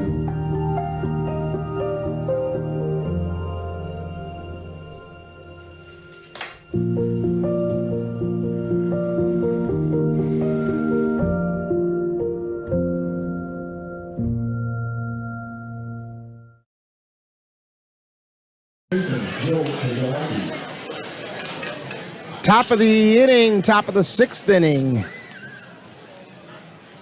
And due up is Joe Zawacki for the Merchants. He'll be followed by Ryan Freitag and Todd Winkus. Zawacki was hit by the pitch. Or I guess that's one where I said he got zawacked by the pitch. Pitch is, just missed outside. I think Costley might have thought he got the corner on that one. 1 ball and no strikes. Here's the pitch by Costley. Ground ball over to Kapanke. Smothers it. Toss it to Costley in time. Costley was alertly covering first base on that one. And it's a good thing because Zawacki wasn't wasting any time to get down that first base line. But they made the play in time, 1 out. Ryan Freitag struck out looking and grounded to second.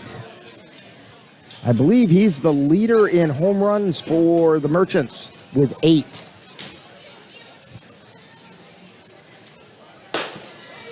Pitch caught the outside corner at the letters for a strike. No balls and 1 strike.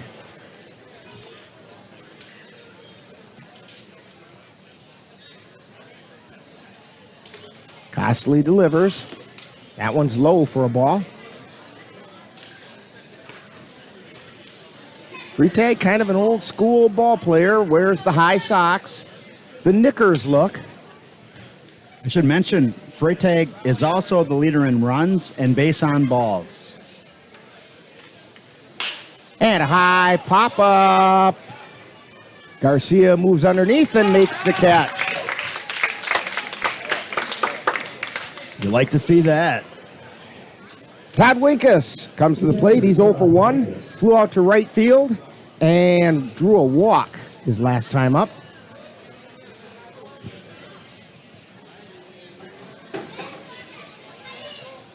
Have a little bit of activity going on down in the bullpen for the Merchants. And a pitch caught the outside corner at the letters to Winkus. No balls and a strike.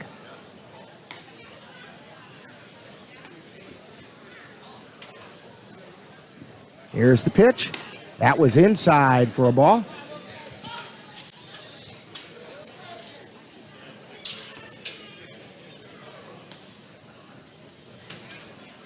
Costley looks in for the sign.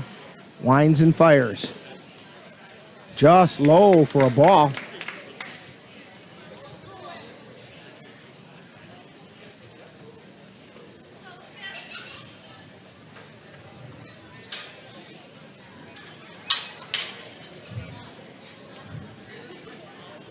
Costley winds and fires. Ground ball right back up the middle into center field for a base hit. Costley couldn't get his glove on it. It scooted right past him. So Osseo has something going with 2 outs. Runner on first. Gabe Richardson doubled his first time up and then struck out, and manager Ryan Bemnister going out to have a little talk at the mound. Probably wanting to remind the Cavaliers, let's not give him anything to hit here because he's also a home run hitter. He's got somewhere around a half dozen of them. And he does represent the tying run with 2 outs. He's got 5 home runs. That's around a half dozen. I was going to say he comes in batting .471 also. Here's the pitch. Check swing inside, ball 1.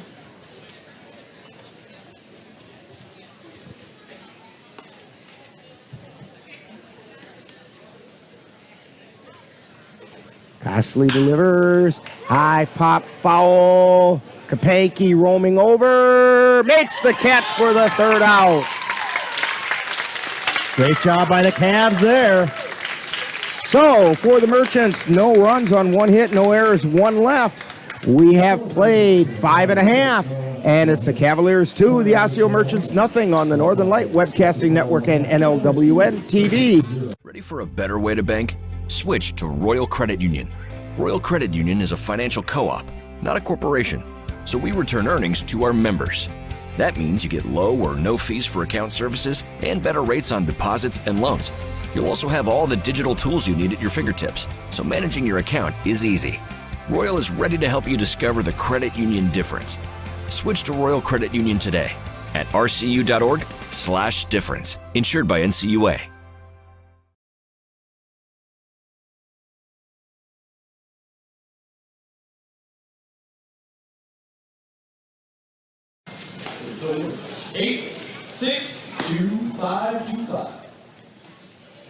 So we're back here at Carson Park, heading into the bottom of the 6th inning.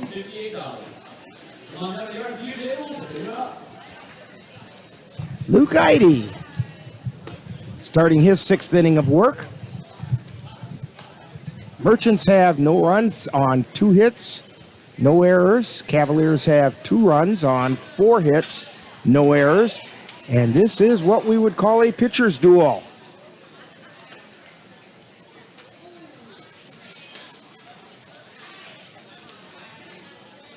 Winkus comes out and takes a spot behind the plate.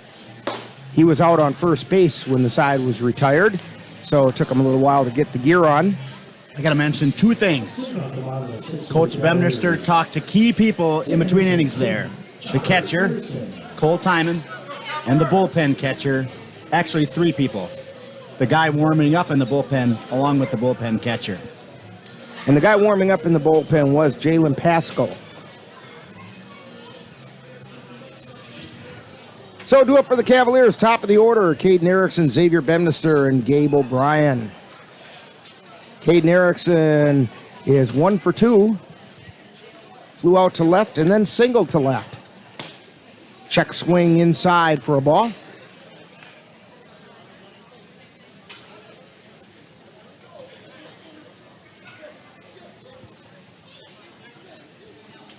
And the pitch. Foul back into the screen. Counts even at 1-1.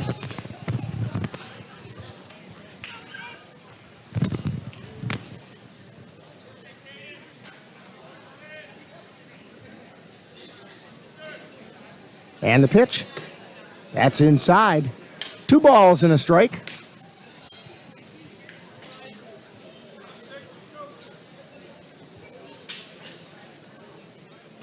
Winkus at the belt. And the pitch. Strike called on the inside corner.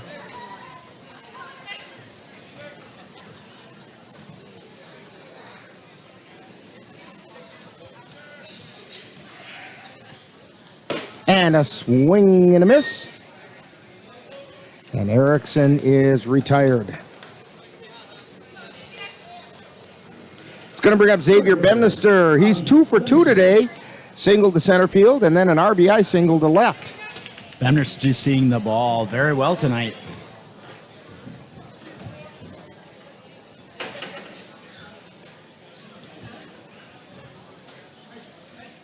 And the pitch. Line shot over to second, and it was caught in the air for the out.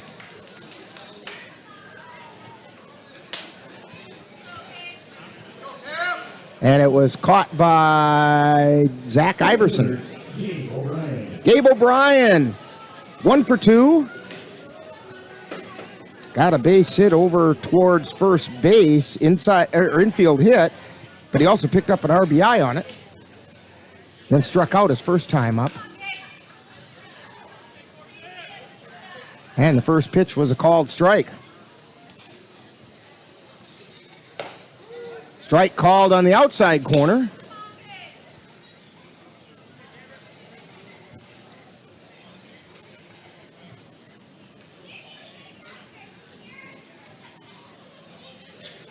Here's the pitch. It's outside.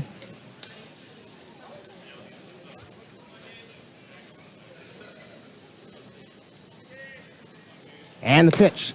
Swung and foul tipped into the glove for strikeout. So O'Brien goes down swinging. Cavaliers, no runs, no hits, no errors, nobody left on base. We played 6, and it's the Cavaliers 2, and the Osseo Merchants nothing on the Northern Light Webcasting Network and NLWN-TV. To get your lawn or garden to perform at attracting what you want, you first need to know what your soil is working with. That's where Midwest Environmental Consultants can help. Their soil testing service can give you a complete rundown on your soil's nutrition and health. They test for nitrogen levels, phosphorus, potash, micronutrients, minerals, pH, and organic matter. Let Midwest Environmental Consultants put you in control of your soil's health. Call Midwest Environmental Consultants at 608-468-2067. That's Midwest Environmental Consultants, serving Western Wisconsin. 082. Back here at Carson Park. New rump on the bump for the Cavaliers, and we'll get to all of his numbers in just a moment. That's Jalen Pascal. Lucas Costley went 6 innings, gave up no runs on 2 hits, and he struck out 4 on a pretty good outing for Lucas Costley. And Jalen Pascal is on the mound. Ben, what do we know about Jalen? Jalen Pascal coming in with a 4.1 ERA, 1 win, 3 losses, 1 save, 19 hits, 15 base on balls, and 44 strikeouts. So Jalen does bring the heat.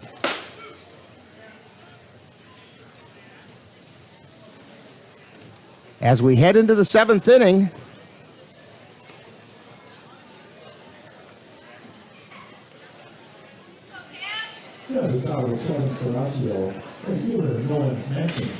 and let's see where we're at here in the lining. Nolan Matson leading things off. He's 0 for 1. Flew out to center field, also drew a walk.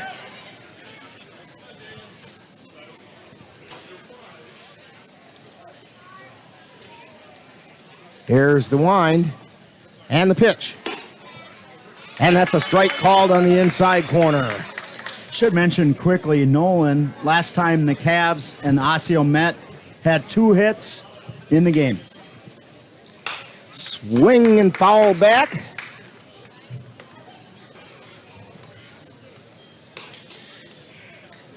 No balls and 2 strikes to Nolan Matson.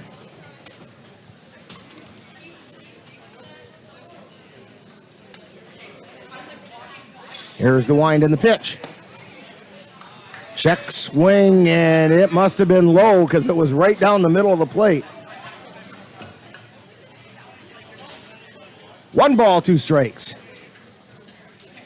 Pascal winds and fires. Strike 3 called. Great pitch there. Love to see that if you're the Cavs. So Matson goes down. Goes down looking, and that's going to bring up Jackson Koska. He's 0 for 2, grounded to third and struck out.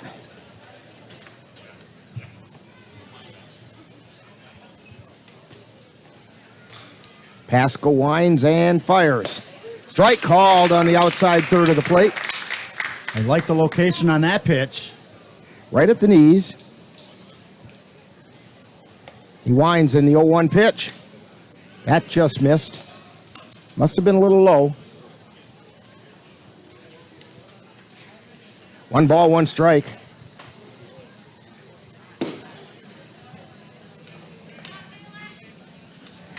Low for a ball. 2 balls and a strike.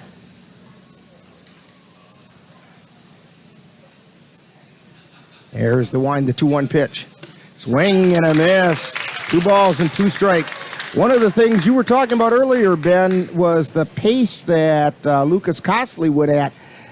Jalen Pascal is not that same pace. He's just rears back and fires. Foul ball into the mitt, held on by Timon, and Koska goes down swinging. That's going to bring up Jesse Brockman, who's 0 for 2. To your point, Rick, there, you want to keep the batters off base. You want to keep them off balance. Yeah, that's the word you're looking for. It's nice to have 2 different pitchers doing 2 different things. So Jesse Brockman 0 for 2. First pitch is a ball. Grounded to second and fouled out to Garcia over by third. That one just missed outside for a ball.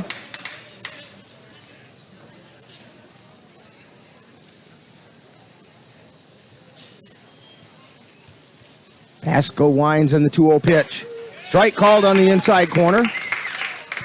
Looked like he was taken all the way there. 2 balls and 1 strike, 2 down.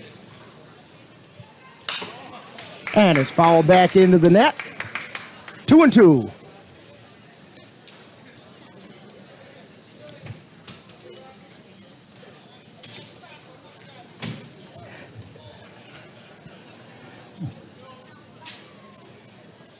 Pascal looking in. And we have time called. Brockman didn't like how long it was taking.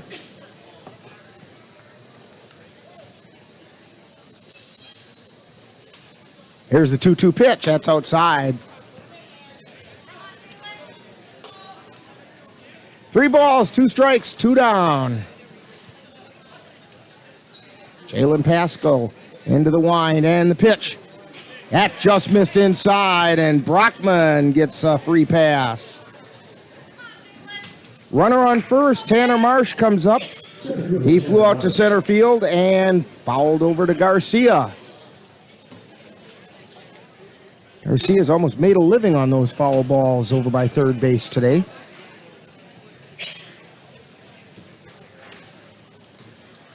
Here's the pitch. Check swing, miss for a ball.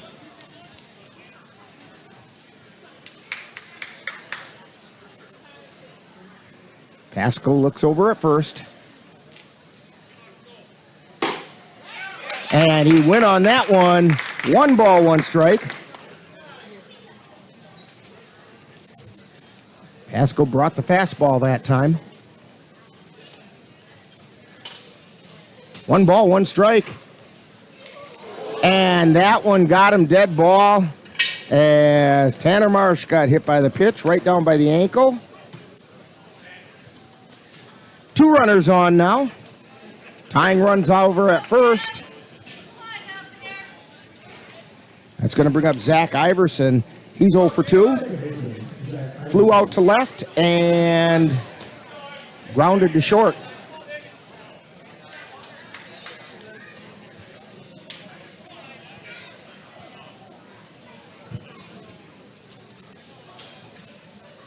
Pitch from Pascal.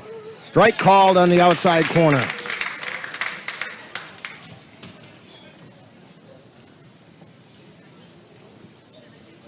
No balls, 1 strike. And the pitch. That caught the outside corner. No balls, 2 strikes. 2 down, 2 on. Timon did a great job there.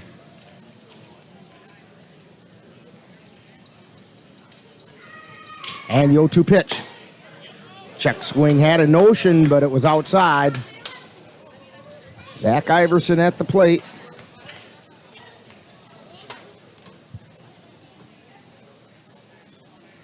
Jalen Pascal at the belt, looks over at second, and now delivers. That's outside. Timon tried to frame it. You know, I was going to say earlier, it's nice having a veteran catcher back there because he is really good at framing the pitch. And the 2-2 pitch. Swing and a miss for strike 3. He got him with a chase me fastball. So for the Merchants, no runs on no hits. There were no errors. 2 were left on base. Pasco struck out the side. He also put a couple runners on. But we have played 6.5. It's time for the 7th inning stretch.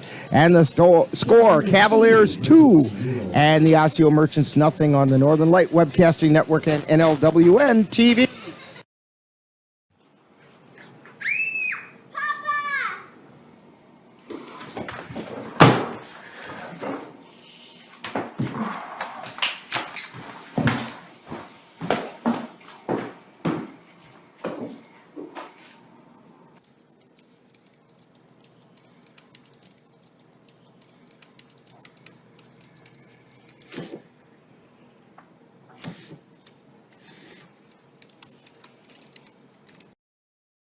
Hey guys, it's me, Isabella Gomez, filling in for Smokey Bear because he's got more to say than just... Only you can prevent wildfires. Like, if you're outside enjoying a barbecue, don't let a hamburger distract you from fire safety. Make sure you aren't dumping your hot coals or ashes onto the ground because that could start a wildfire. So take wildfire prevention seriously and let's save the world one day at a time. Juntos con Smokey Bear, podemos hacerlo. Go to smokeybear.com to learn more about wildfire prevention.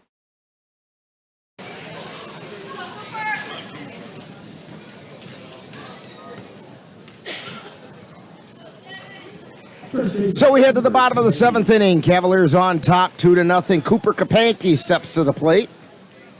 Cooper's 0 for 2, popped to first and grounded into a 6-4-3 double play.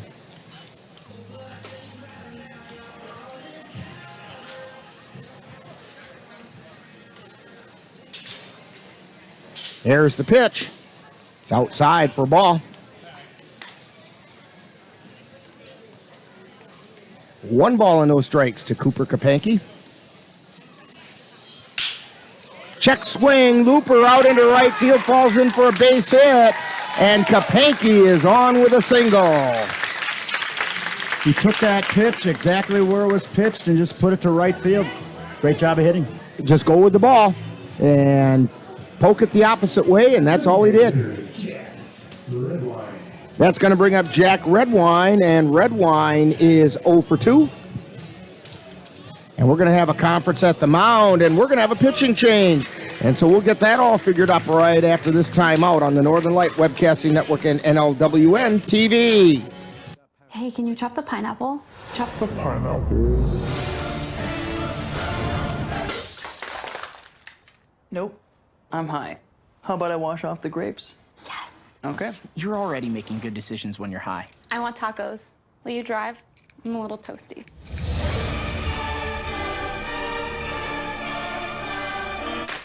Nope, I'm high. Let's order in. Don't make an exception when it comes to driving. If you feel different, you drive different. Life doesn't always give you time to change the outcome. Prediabetes does.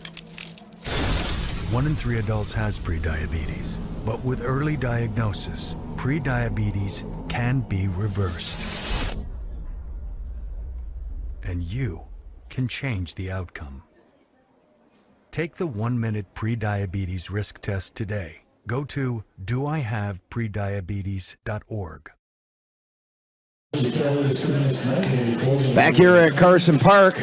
Dan, if you can get a shot of them out there in center field, you can see a strategy sometimes players use to keep the gnats away. You can see him holding his hat up high. Gnats tend to go after the highest point. On the mound for the Cavaliers, yeah, Dan thought they were looking for UFOs, but Dan's our conspiracy theorist here. Alex Biome on the mound, and Ben's going to give you information on him in just a minute. Luke Eide went 6+ innings, gave up 2 runs. They were both earned on 5 hits, struck out 6, and he is responsible for Cooper Kapanke over at first. Oops. So the stacks on Alex Byam, 37 2/3 innings pitched. He's appeared in 8 games. He's had 5 wins, no losses, 19 hits given up, 11 runs given up. Comes in with a 2.39 ERA. And one of those 5 wins he has was against the Cavaliers in their previous meeting, where he went 8 innings and gave up 6 hits, 4 runs. They were all earned. He walked 2 but struck out 10. Yeah, so he's very efficient. Jack Redwine steps to the plate for the Cavs. Cooper Kapanke at first. We're in the bottom of the 7th inning. Cavs up by 2. There's the pitch. That's low and inside for a ball.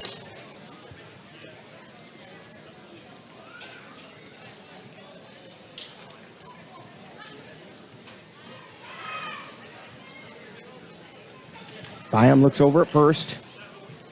Cooper takes his lead, pitches inside. Nice block that time by Winkus. Almost got by him.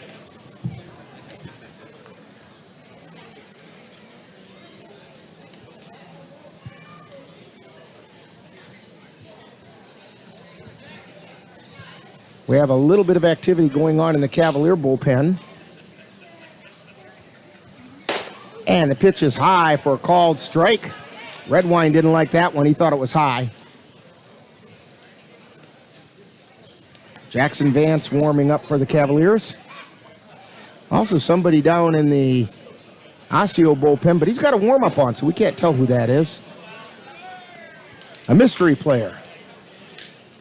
It's part of your conspiracy theories down there, Dan.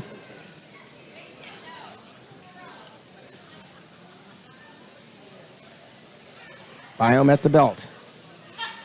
And he delivers. Pitches inside for ball 4. So Jack Redwine draws the walk. Cavaliers have 2 runners on with nobody out, and Cole Timon stepping to the plate. I'm going to go out on a limb and say it's Torres down there in the bullpen. It wouldn't surprise me at all.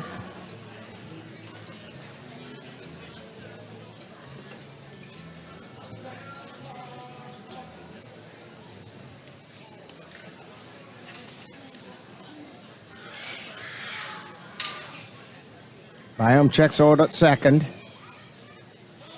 And time called. Usually when an umpire calls time in that situation, the pitcher will go ahead and deliver the ball. Just because it's safer. Yeah. You're liable to pull something. An object in motion tends to stay in motion. Unless acted upon by an unbalanced force. There's my middle school science teacher coming through. And when you put that unbalanced force of your muscles trying to stop that ball, you can hurt yourself. Here's the pitch. Strike called on the inside corner. That got an eye roll from Cole Timon. Well, if you're Cole Timon, you want to get something going tonight. No balls and a strike. Both runners take their leads. Cooper Kapanke out at second. Jack Redwine at first. Byam delivers. And that pitch is outside for a ball. 1 ball and 1 strike. You know, one of the things I noticed, Ben, Byam leans in for take the sign. That big M on his head, he looks like one of the Mario brothers. He does.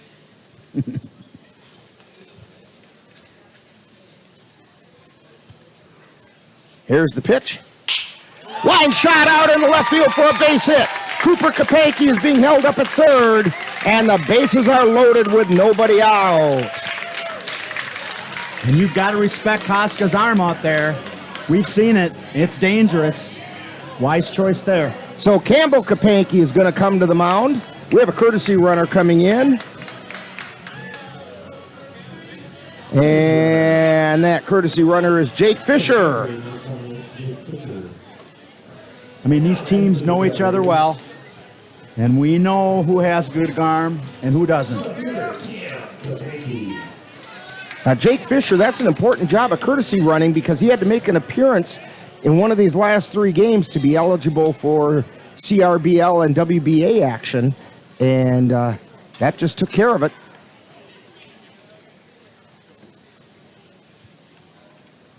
Here's the pitch, and it's low for a ball. I should add here, with no outs, Osseo is playing in, trying to cut off the run at home. Entire infield up on the edge of the grass. And the pitch. And that one missed low. You cannot defense ball 4 if it should happen. I don't care where you're playing the infield, ball 4 scores a run. 2-0 is the count right now. Here's the pitch. That's a called strike at the knees. Yeah, you wanna make this guy put the ball in play, make your fielders work. No free runs. This should be a hitter's pitch for Campbell Kapanke. Check swing. And it's 3-1. This definitely is a hitter's pitch, but it's also one of those that's got to be really sweet. Byom looks at third. And he delivers. Called strike on the inside corner. That was close, and that's one of those where, as a hitter, that one you take if it's close, if that's not the kind you like. Full count, payoff pitch, swung on a miss, strike 3. And that's a big out there by Osseo. 1 down. That brings up Luke Erickson, and Luke is 0 for 1. He was hit by a pitch and scored a run. He is our Geno's player of the game. And so when you go out to Geno's tomorrow, mention Luke Erickson's name, get a free appetizer for your table. And he also grounded over to first to toss to the pitcher covering. 1 out, bases still loaded. Erickson with a wide open stance.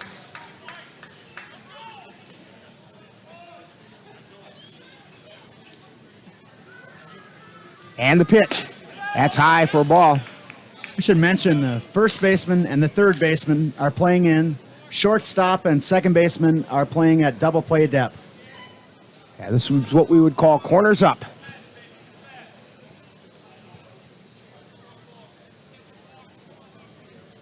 All 3 runners take their leads. And the pitch.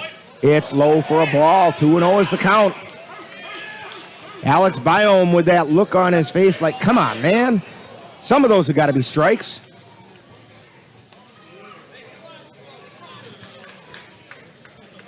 Luke Erickson readies himself.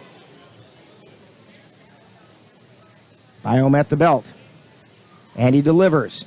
Check swing. And it's high for a ball. Erickson had a notion to chase that high fastball. He did. 3-0. Erickson will be taking all the way. This will be the give me over pitch. And he did. 3-1 is the count. Cole Timon barking encouragement from the dugout.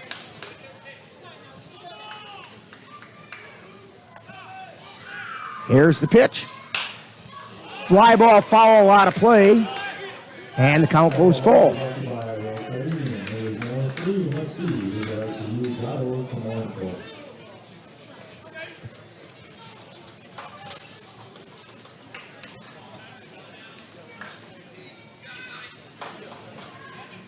Runners take their steps off. Byom at the belt. Payoff pitch. Swung on a miss, the high fastball, and he goes down swinging. That time he chased the high fastball. It's going to bring up Ben Boda. He's 0 for 2, went down looking, and popped to the second baseman.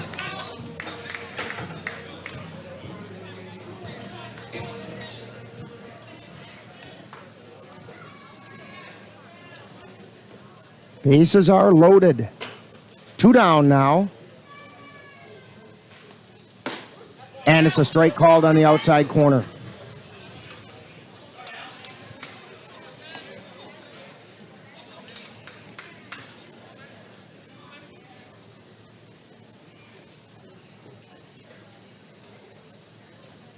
Biome at the belt.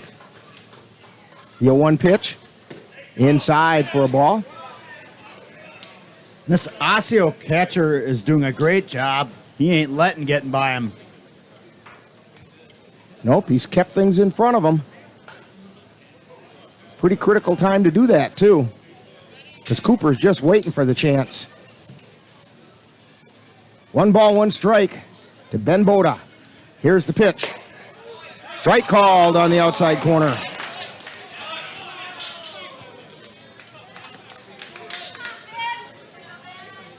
Andrew Petro has been calling that corner all night long. 1 ball, 2 strikes.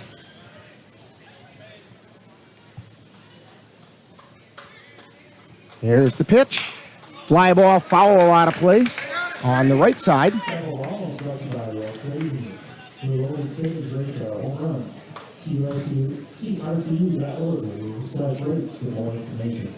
One ball and 2 strikes, 2 down. Winkus goes out to have a talk with Biome.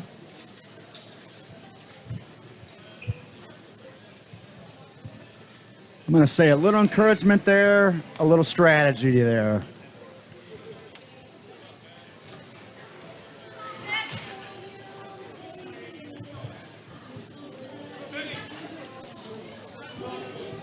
Cody Dayton on deck for the Cavaliers. Here's the pitch. That one gets by, and in to score comes Cooper Kapanke.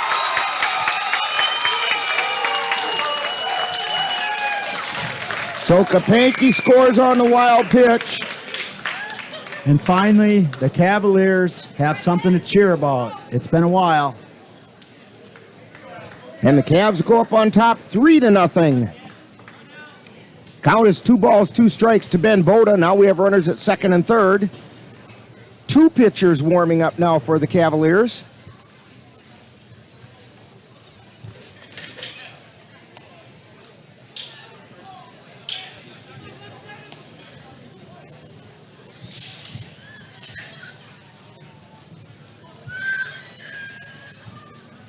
Biome at the belt. And the pitch. It's called, 3rd strike. My goodness. That, I've heard of calling the outside corner, but that's the outside corner of the batter's box, I think. But at any rate, Ben Boda goes down looking, and the Cavaliers do pick up 1 run on 2 hits. There were no errors, and 2 were left on base. We've played 7, and it's the Cavaliers 3, the Osseo Merchants nothing on the Northern Light Webcasting Network and NLWN-TV. The Northern Light Webcasting Network is excited to announce that the new home for Colfax Viking football is now NLWN-2. Our first game broadcast is coming up on Friday, August 18th. The Colfax Vikings will host the Whitehall Norse. Coverage begins at 6:40 p.m. with Viking Preview. That's live Colfax Viking football on Friday, August 18th, on the Northern Light Webcasting Network and NLWN-2.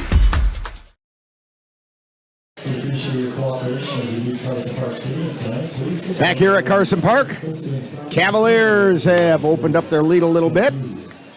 Not by much, but it's a little bit. 3-1 or 3-0 is the lead over the Osseo Merchants. On the mound, Jalen Pascal starting his 2nd inning of work, and he's going to face Jimmy Zawacki, Joe Zawacki, and Ryan Frite. And just as I say that, we have Scott Hubble coming in to hit for Jimmy Zawacki.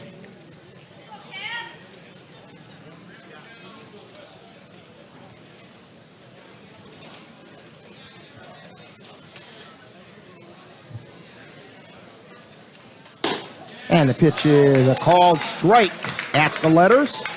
Should mention Scott Hubble had one hit last time the Cavs faced the Merchants. Swing and a miss, strike two. Haskell ahead 0-2 now to Scott Hubble.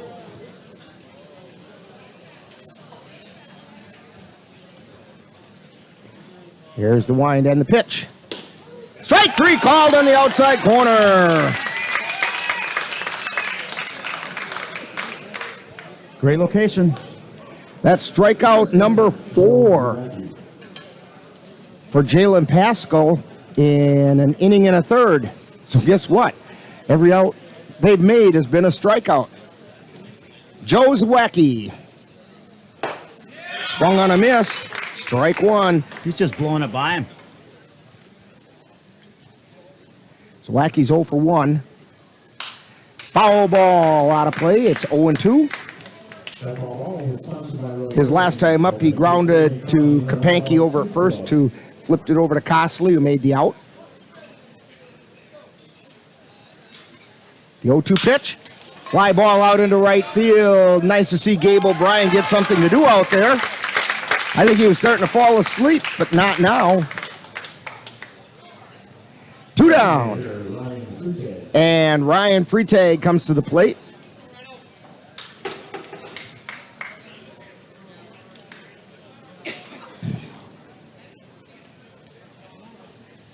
Pascal delivers. It's high for a ball.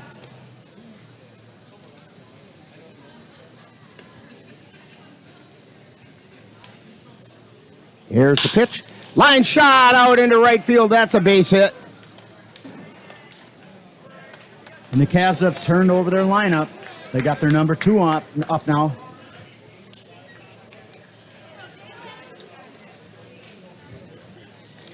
Bring up Todd Winkus, who is 1 for 2. Todd singled his last time up. He's also flown out to right field and drawn a walk.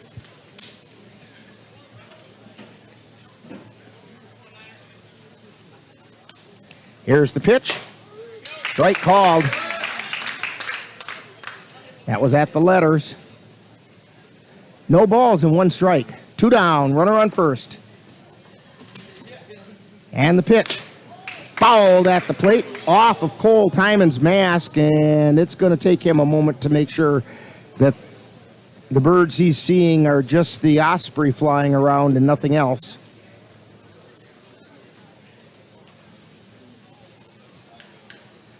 Ball came off the bat and right into the mask of Timon.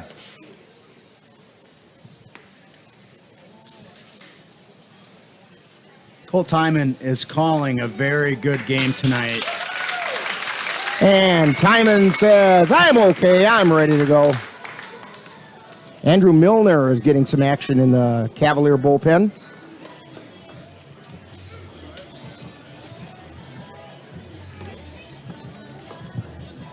No balls, 2 strikes to Todd Winkus. 2 down. We're in the top of the 8th inning. And the pitch. Pop up, center field. Bemnister coming in hard, and he can't make the catch.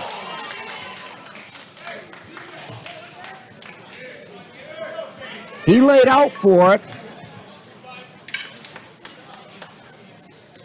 And I think they're going to give him a hit on that because he had to dive for that ball, and they did. They gave him the hit.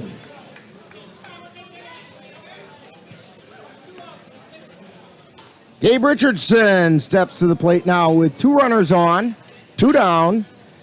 Richardson is 1 for 3. He doubled in the first inning. And the first pitch is a strike.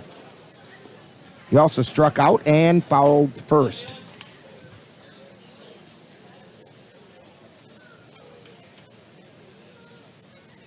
Pascal delivers. A little bit high and away.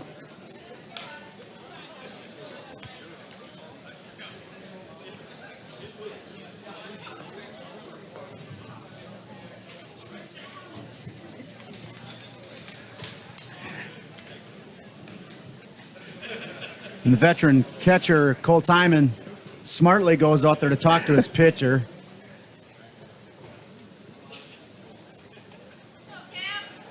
1 ball and 1 strike to Gabe Richardson. 2 runners on, 2 down.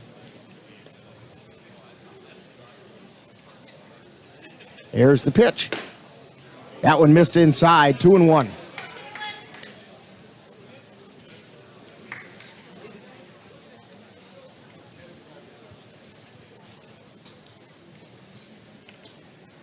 And the 2-1 pitch. Check swing, strike called. Counts even at 2-2. Great location there. Deuces are wild. 2 balls, 2 strikes, 2 down, 2 on.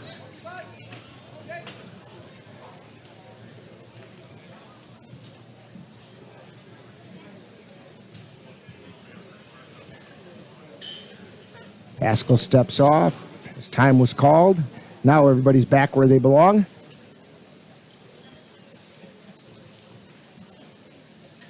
And the 2-2 pitch to Richardson. Line shot out into left field. 1 run's going to come in. Picked up by Kapanke and fired over to third. And so Gabe Richardson singles to left. And that scores free tag.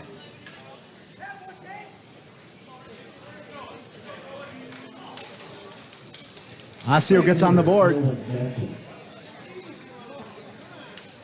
It means the tying run is on first. Nolan Matson at the plate. He's 0 for 2. Flew out to center field and struck out.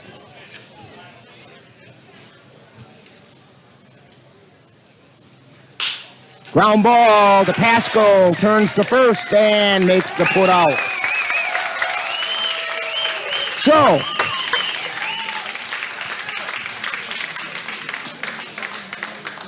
So the Cavs get out of the inning with 1 run on 3 hits. There were no errors, and 2 were left on base. We've played 7.5, and it's the Cavaliers 3 and the Merchants 1 on the Northern Light Webcasting Network and NLWN-TV. When you look at the number of disasters in the U.S., chances are every area will deal with some kind of emergency in the next decade. And between school, sports, and social lives, chances are you won't be with your kids when it happens. Will they know what to do? Ready.gov/kids has the educational tools and information to make the conversation easy. When the time comes, chances are they'll feel prepared, not scared. So talk with your family today.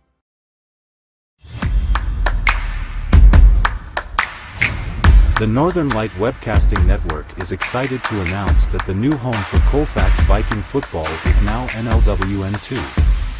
Our first game broadcast is coming up on Friday, August 18th. The Colfax Vikings will host the Whitehall Norse. Coverage begins at 6:40 p.m. with Viking Preview. That's live Colfax Viking football on Friday, August 18th, on the Northern Light Webcasting Network and NLWN-TV. Back here at Carson Park. And a shout out to our good friends over in the Colfax area who we understand are sitting in the dark with no power over there. I promise it wasn't my dogs chewing on the electrical cords. Leading off for the Cavaliers and pinch hitting for Josh Garcia is Cody Dayton. Cody Dayton coming in batting .316, 9 at-bats, 6 hits, 10 RBIs, 4 base on balls. And again, this is one of those situations where Cody Dayton needed to get some appearances in games to be eligible for tournaments. And so this takes care of that for him. Biome's pitch is a called strike on the outside edge.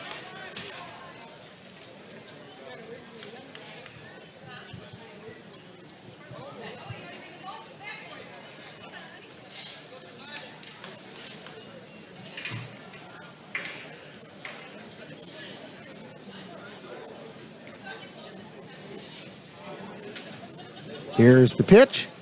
Swung on a missed. Strike 2.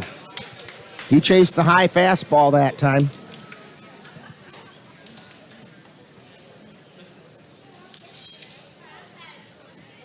Byom looking in.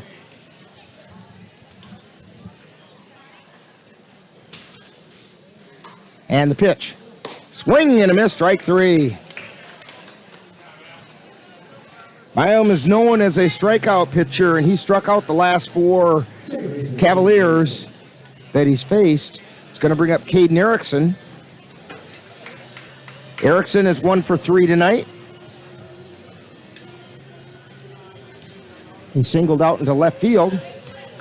Back in the 3rd inning, moved the runners over, helped us get a couple of runs. And the pitch. It's outside. Goes back to the screen. Ball 1.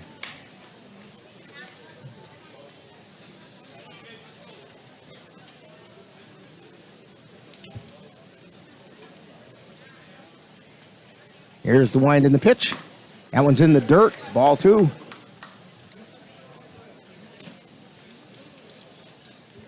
Byom knows that Erickson's a dangerous hitter. He's not giving him anything great to hit. That pitch was a little brushback time there. 3-0 is the count. Sometimes we call it chin music or a shoulder tap. Byom delivers, and it's ball 4. So Erickson on first, doing what a good leadoff hitter does, gets on base. He didn't lead off this inning, but he got on base. Xavier Bemnister, who is 2 for 3. Couple of singles, 1 to center field, 1 to left. Got an RBI. Also hit a line shot that was caught at shoelace level by the second baseman. And the first pitch is a called strike.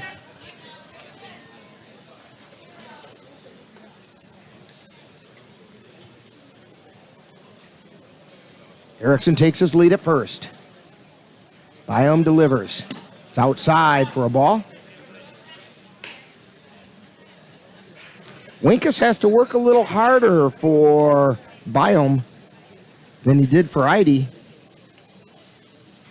1 ball, 1 strike. Here's the pitch. That one's outside. 2 balls and a strike.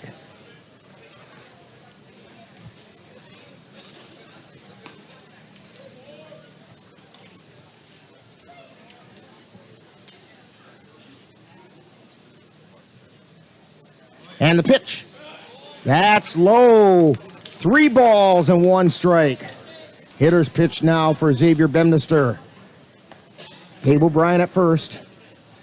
We do have activity going on down in the Merchants bullpen. Here's the pitch.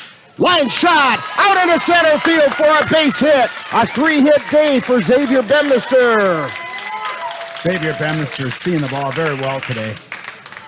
Moves Erickson over to second. 2 runners on. Gabe O'Brien steps to the plate. He's 1 for 3. 1 out. 2 runners on.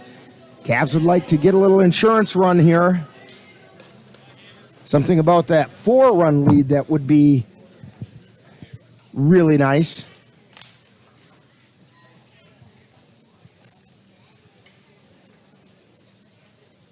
Byom looking over at second and delivers.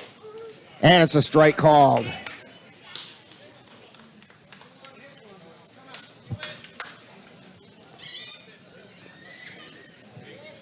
Logan Betcher, we believe, is the one warming up down in the Merchants bullpen. Ground ball softly over towards second. He can't handle it, and everybody is safe. And that's a huge break for the Cavaliers.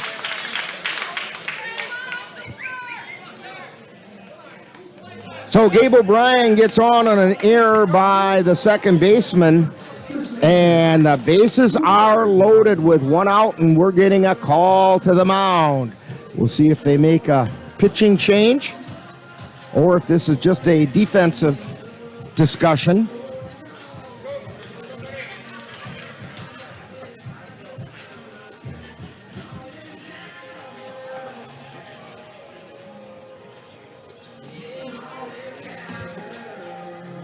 And it's just a defensive discussion, I guess. Should mention Cooper Kapenki at the plate, coming into the game with 262 career plate appearances for the Eau Claire Cavaliers. Does that include today? No. So 262 and 3 more, so 265. Aaron Hagberg had everything he wanted to say said. So the bases are loaded, and Cooper Kapenki is at the plate. Alex Biome looks in. Corners are up for the Merchants. And the pitch, high and inside for ball 1. Both bullpens are quiet now.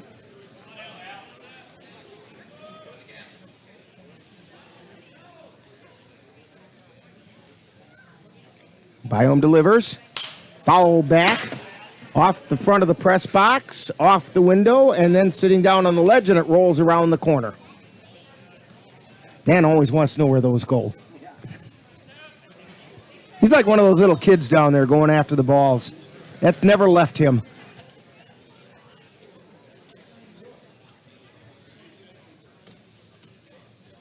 Biome looking over at third. And now he delivers. Swung on and missed. Actually, Petro says that Cooper got a piece of it, but it doesn't really matter. It's still strike 2. 1 ball, 2 strikes. Biome looking in for the sign. Now he goes to the belt. Looks over at third. And the pitch. Check swing low for a ball. Great discipline there. And Winkus did a good job of blocking that.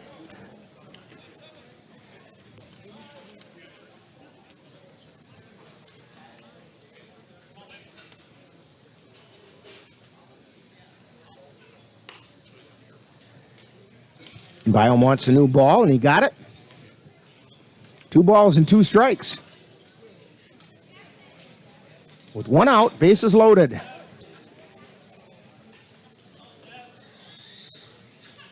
Biome at the belt. And the 2-2 pitch. Ground ball! Caught! Throw over to second. It wasn't even a ground ball. It was a line shot caught by the third baseman, Richardson, and flips it over to second base and gets Bemnister. So Kapenki lines to 5 and then to 4 with the double play. So for the Cavaliers, they get no runs on 1 hit. There was 1 error and 2 were left on base. We've played 8, and it's the Cavaliers 3 and the Osseo Merchants 1 on the Northern Light Webcasting Network and NLWN-TV. Let NLWN-TV and the Northern Light Webcasting Network take you out to the ballgame.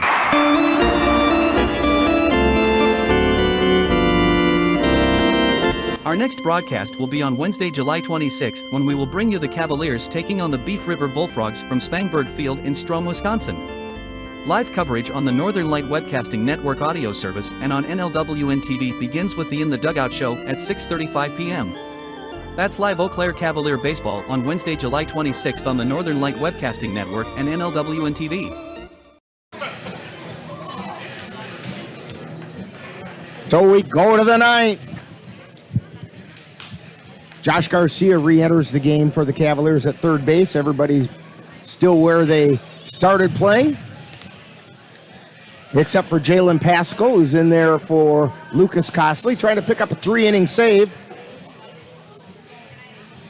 And due up for the Osseo Merchants, Jackson Koska, Jesse Brockman, and Tanner Marsh.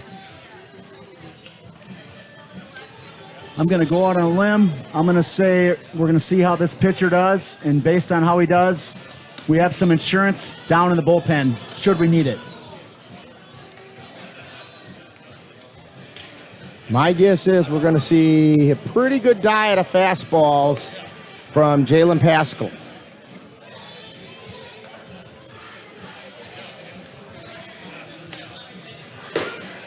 I think you're right.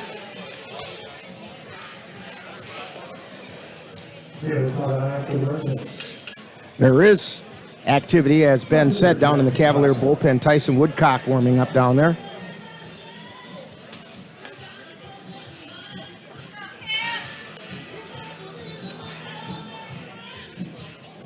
So leading off the top of the 9th inning is Jackson Koska. And Koska is 0 for 3, struck out twice and grounded to third.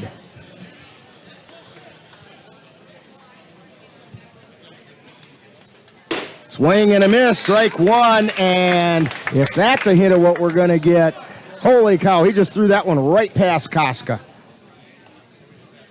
It's one of those times when I wish we had a speed gun. That pitch is outside for a ball. 1 ball and 1 strike. Swing and a miss, strike 2. Reminds me of that movie Major League with Ricky Vaughn on the mound. Yes, it does. Wild thing. Here's the wind and the 1-2 pitch. Swing and a miss, strike 3. And Rick is right, a steady dose of fastballs. That's going to bring up Jesse Brockman. Brockman is 0 for 2, grounded to second, fouled to Garcia over at third, and also drew a walk. Here's the first pitch. Fly ball out into left field, and it lands foul. Nothing but a noisy strike. Yep.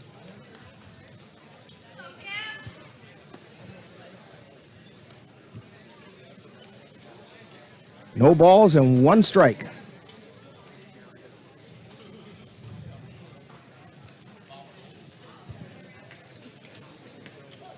Both Campbell Kapanke and Ben Boda gave that one a good chase.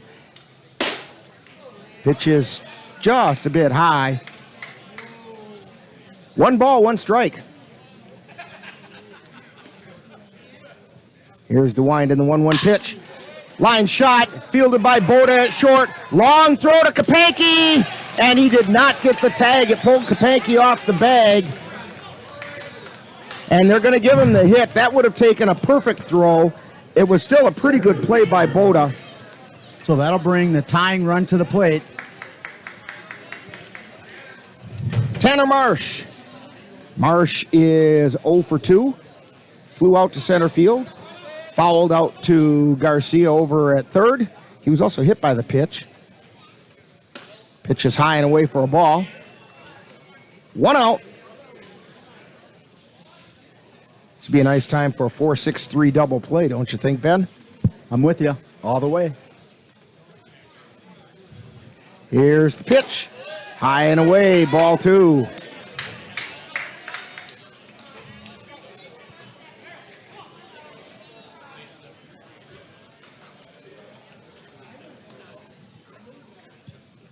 Pascal looking in and delivers. That's inside. It gets away from Timon and down to second goes Brockman. 3-0 now to Tanner Marsh.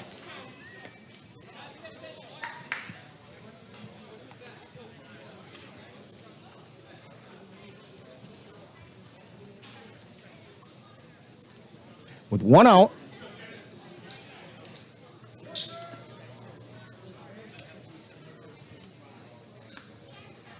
And the pitch. And it's ball 4, so the tying run is on. Aside from the fact he's the tying run, that's not the worst walk in the world to give up because it does bring back the force-out situation. Ryan Bebnister heading out to the mound.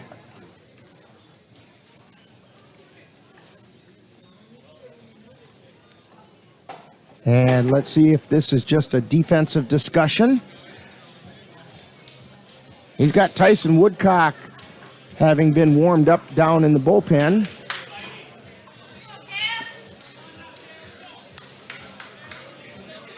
Bemnister makes his trip back to the dugout. Second baseman, Zach Iverson.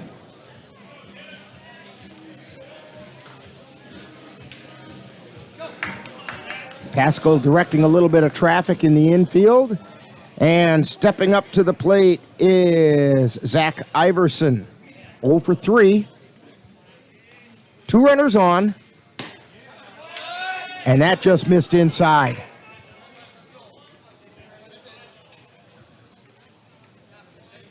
One ball, no strikes. 1 out. Here's the pitch. That was outside for a ball.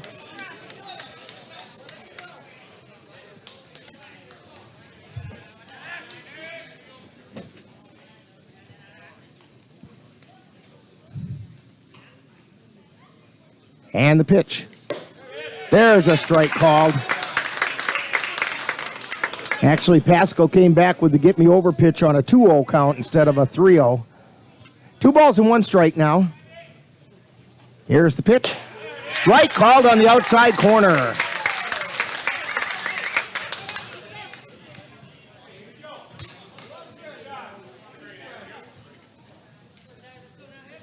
Pascal at the belt.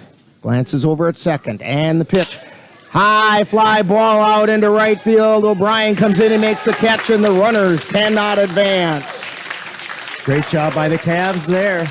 Gabe O'Brien comes in and makes the catch for 2 outs. And Scott Hubble is at the plate. He is the replacement extra hitter. He struck out his last time up, went down looking.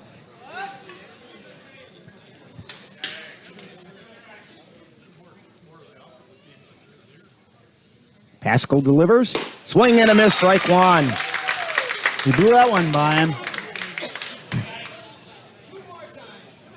No balls and 1 strike. And the pitch. Swing and a miss, strike 2. The Merchants are down to their final strike. Cavs on top, 3-1. No balls, 2 strikes, 2 down, 2 on. We're in the top of the 9th inning. And the pitch. Swing and a miss, strike 3!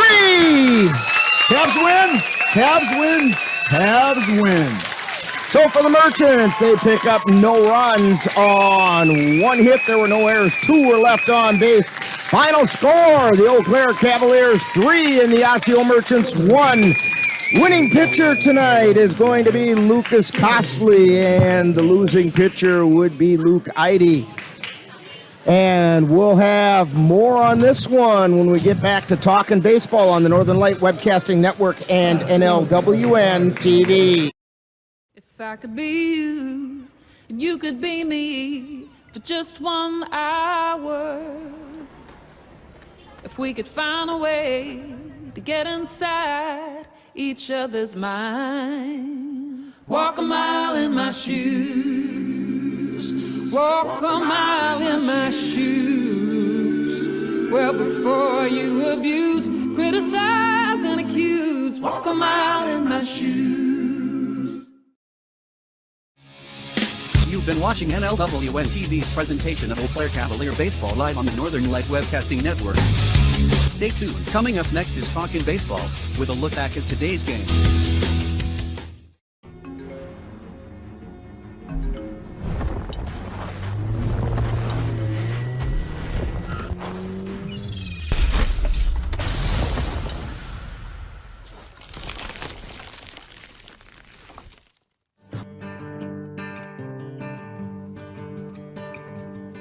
Time now for Talkin' Baseball, with a wrap-up of today's Eau Claire Cavalier baseball game, presented by Mama Squirrels Cleaning and more.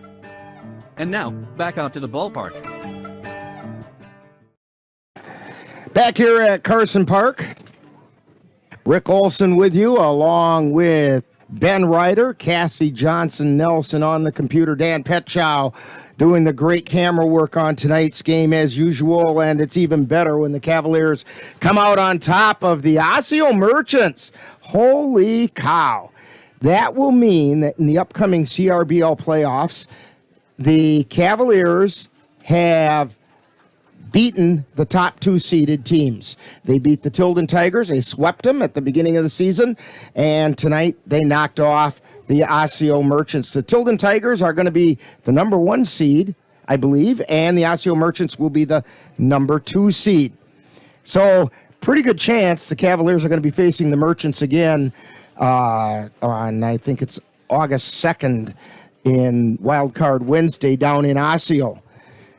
But nonetheless, the Cavaliers come out on top 3-1.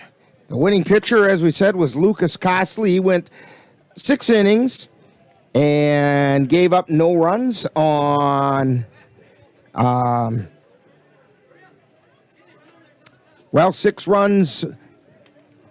I'm trying to read my notes here. He gave up, no runs on 2 hits and struck out 4. Jalen Pascal picks up the save. He went 3 innings, gave up 1 run. It was earned. And on 4 hits and struck out 6. So the Cavalier pitchers combined for 10 strikeouts and only gave up 1 earned run on the day to a very powerful Osseo Merchants baseball team. Losing pitcher was Luke Eide, who went 6 innings, gave up 2 runs. Both were earned on 5 hits. He did strike out 6 Cavalier batters. Ben, your thoughts about this game before Ryan Bemnister gets up here? Real quickly, just want to give a shout out to Campbell Kapanke. He got his 100th at bat on the season tonight. Real quickly, Cavaliers did a great job. When the runners got on base, they got them in, and they played awesome defense, and their pitchers just shut them down. And one of the things, I plan to mention it to Ryan Bemnister when he gets up here, is you mentioned the awesome defense. The goose egg in the error column for the Cavaliers is really big. I didn't even notice that. And, no errors given up by the Cavaliers means solid defense. And what was it I said in a dugout show? Solid fielding, good pitching, and consistent hitting. And we're waiting for the man of the hour. Yeah, I thought I saw a shadow of him out there, but maybe not. Nope. Okay. Cassie says, nope, he's not out there yet. He'll be here soon. I'll tell you what, while we wait for him, why don't we take this quick time out here? You're watching Talkin' Baseball on the Northern Light Webcasting Network and NLWN-TV. If I could be you, you could be me for just 1 hour. If we could find a way to get inside each other's minds. Walk a mile in my shoes. Walk a mile in my shoes. Well, before you abuse, criticize, and accuse. Walk a mile in my shoes.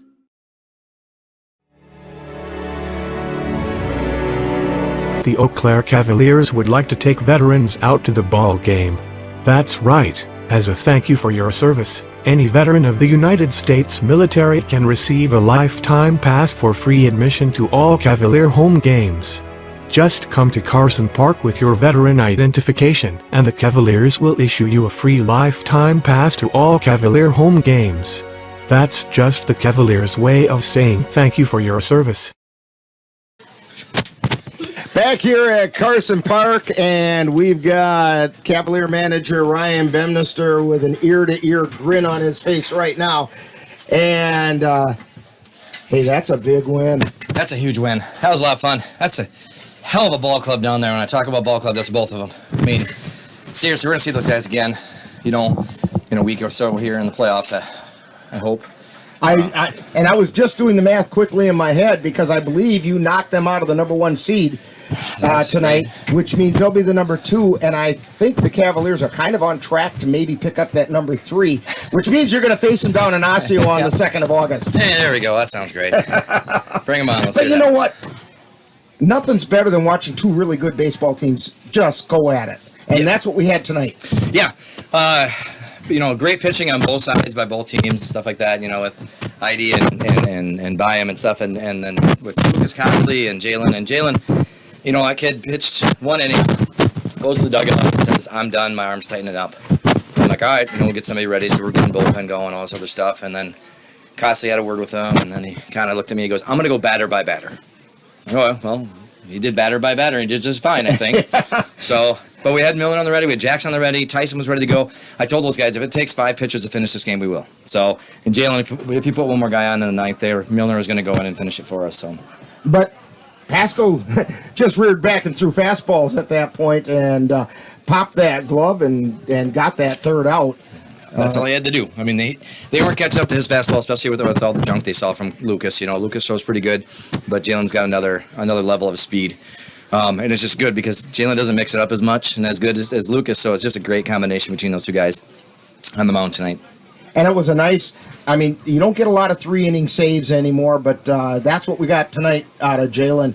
In fact, he went 3 innings. He only gave up the 1 run, 4 hits, struck out 6 in 3 innings. That's a pretty darn good number for 3 innings of work. In fact, your pitcher struck out 10 on the night. Good, that's nice. I mean, Lucas battled for me, and he was losing it in the 5th, and he said he'll give me one more strong inning, and that's what he did. And that's what, I mean, the plan was him and then Jalen, and then piece it together from there. But yeah, they had both phenomenal jobs by the two pitchers. And the fact that you really didn't have to piece it together leaves your pitching wide open in another important game tomorrow night against the Beef River Bullfrogs, because as good as this win was, you're still not in yet. I know. We still got to win 2 more games. That's our plan. We just talked about that down there. I said, that's 2. We got 2 down, 2 to go. And they know it. And so, but you are now 12-6 in the CRBL, and you are kind of in the driver's seat for the wild card, one of those wild card spots. And 17-13 overall, but right now we're not looking at the overall. We're looking at the CRBL record. I don't care about the overall. We use those non-conference games for tuning up for the conference, and that's what the most important thing is. You don't make a non-conference tournament, so right. And it's for tuning in your players and seeing who can do what and getting the playing time, things like that. I mean, you see guys that can step up. Like Cody Dayton's been batting up really well. He played a lot of non-conference games. We gave him pinch hit tonight to get in the CRBL game, things like that. But guys work on stuff during the games, and you just saw. We had 7 or 8 hits in that game. 7 hits. I think we had 7 tonight? hits. Yeah, I think we had 7 hits total, right? Yeah, 7. Yeah, but the ball was hit hard everywhere. I mean, everybody we were putting the ball in play. We hardly struck out. There was maybe 4 or 5 there, but kind of thing. But we didn't strike out. Like put the ball in play a lot. I thought. Right. I agree. I know Edie got 6 of you striking out, but after that, Byam came in and struck out 4 in a row. Oh, yeah, that's right. He did, didn't he? Yeah, that 4-batter stretch. But other than that, you're right. The ball was smacked pretty hard. Yeah. Some of them were right at people. There were some that had extra bases written on them, and it took a really good defensive play by Osseo. And you're right. This is a good ball club. Oh, yeah. Yeah, and like I said, we come to work tonight. Up and down that lineup, we had a plan in place for what we were supposed to do, and that's kind of where we're lining this. This is kind of the playoff roster you're going to see, just the positions where they're at, where they're hitting and things like that. And I kind of feel really good because I didn't have to have Xavier bunt at all tonight, which was a good thing because I think he had 3 hits of the 7. So, but his job tonight, he knew it. It's like he goes, Caden Erickson's going to get base because that's what Caden Erickson does. And Xavier goes, as soon as he gets on base, I'm moving him over. Yeah, Xavier went 3 for 4, and that's a good night anytime. Oh, yeah. And to add sweetness to it, our Gino's player of the game got us appetizers again because he got on without even getting a hit. He got hit by the pitch. Yep. But did come around and score. And in fact, Xavier drove him in. Yep. And so we get appetizers tomorrow. Good idea to stop out at Gino's on your way down to Strom before the ball game. I would celebrate their win for the Cavs here, man. This is phenomenal. I think it's been 2 or 3 years since these guys have beat Osseo, and it was 4 games in a row for sure. And they knew it. The guys knew it, and they knew how big this game was. And we only got 1 game with one more player, one special player that plays for us left in his baseball career for the Cavs, and he really wanted this win tonight. And I'm glad we got this win for Cooper. That's absolutely true. Yeah, because he's good until the 30th of July or thereabouts. His last game will be tomorrow. Tomorrow night. Okay. So, it'll be nice to see him out there manning first base or third base or wherever he ends up. Oh, he'll be at first. We're going to send him out on the high on where he's supposed to be playing.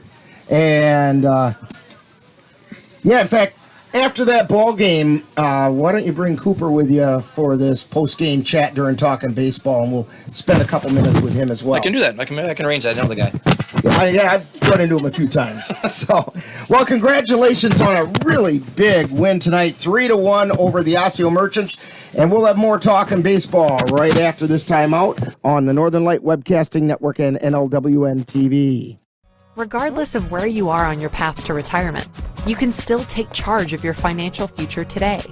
Visit aceyourretirement.org and answer a few questions from Avo, your friendly digital retirement coach, for free tips, resources, and advice customized for your situation to help you feel confident and prepared for retirement. Retirement looks different for everyone. Make sure you're prepared for your financial future at aceyourretirement.org. Back here at Carson Park, Rick Olson along with Ben Ryder, Cassie Johnson Nelson, and Dan Petchow, as we brought you a big Cavalier win tonight by a score of 3-1 over the Osseo Merchants. Just about puts the Cavaliers into the playoffs. It sure makes it pretty likely that they're going to get to the CRBL playoffs, and that's kind of a good feeling. Ben, your thoughts? I'm just going to say what the coach said. They hadn't beaten these guys in a couple of years, so they got that monkey off their back. They had good, solid defense. They got the hits when they needed them, and they got the win. And that's what it takes. And that sets them up very nicely. I believe tomorrow night's game at the Beef River Bullfrogs, win there would clinch a playoff spot for the Cavaliers. In fact, join us tomorrow night on the Northern Light Webcasting Network audio service and NLWN-TV as we bring you the Cavaliers wrapping up CRBL playoff spot, or they try to anyway, by taking on the Beef River Bullfrogs from Spangberg Field in Strum. Coverage begins at 6:30 with the In the Dugout show, followed by all the play-by-play action. Veterans. The Eau Claire Cavaliers want to remind veterans of the United States military that they can get a lifetime pass to all Cavalier home games simply by coming to Carson Park with your veterans identification, and the Cowboys will be happy to issue you your lifetime pass. It's just the Cavaliers' way of saying thank you for your service. Our Geno's player of the game today was Luke Erickson. And make sure you mention Luke Erickson's name when you go out to Geno's tomorrow, and you'll get yourself a free appetizer for your table. That's courtesy of the nice folks out at Geno's Pizza. In fact, today's Eau Claire Cavalier baseball game is brought to you by Geno's Pizza, right next to Action City near the intersections of Highways 93 and I-94. Midwest Environmental Consultants, lawn care and soil testing experts for Western Wisconsin. The Goat Coffee House at 336 Water Street for good coffee and great sandwiches.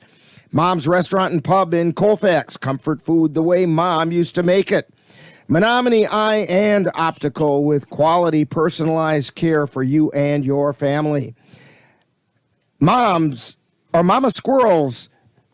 Boy, I can't tell. My glasses are all fogged up from the humidity here. Mama Squirrel's Cleaning and More, ready to get your house sparkling. Maybe they need to get to work on my glasses. I don't know, Cassie.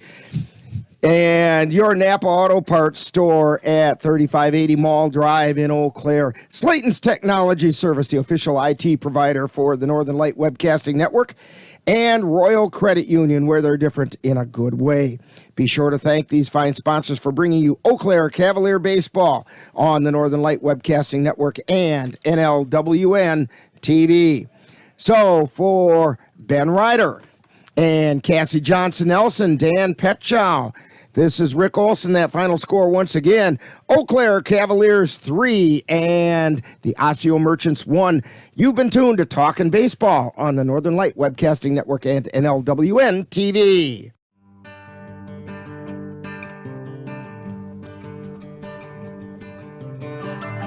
You've been watching Talkin' Baseball, a wrap-up of today's Eau Claire Cavalier game. This has been a production of NLWN-TV.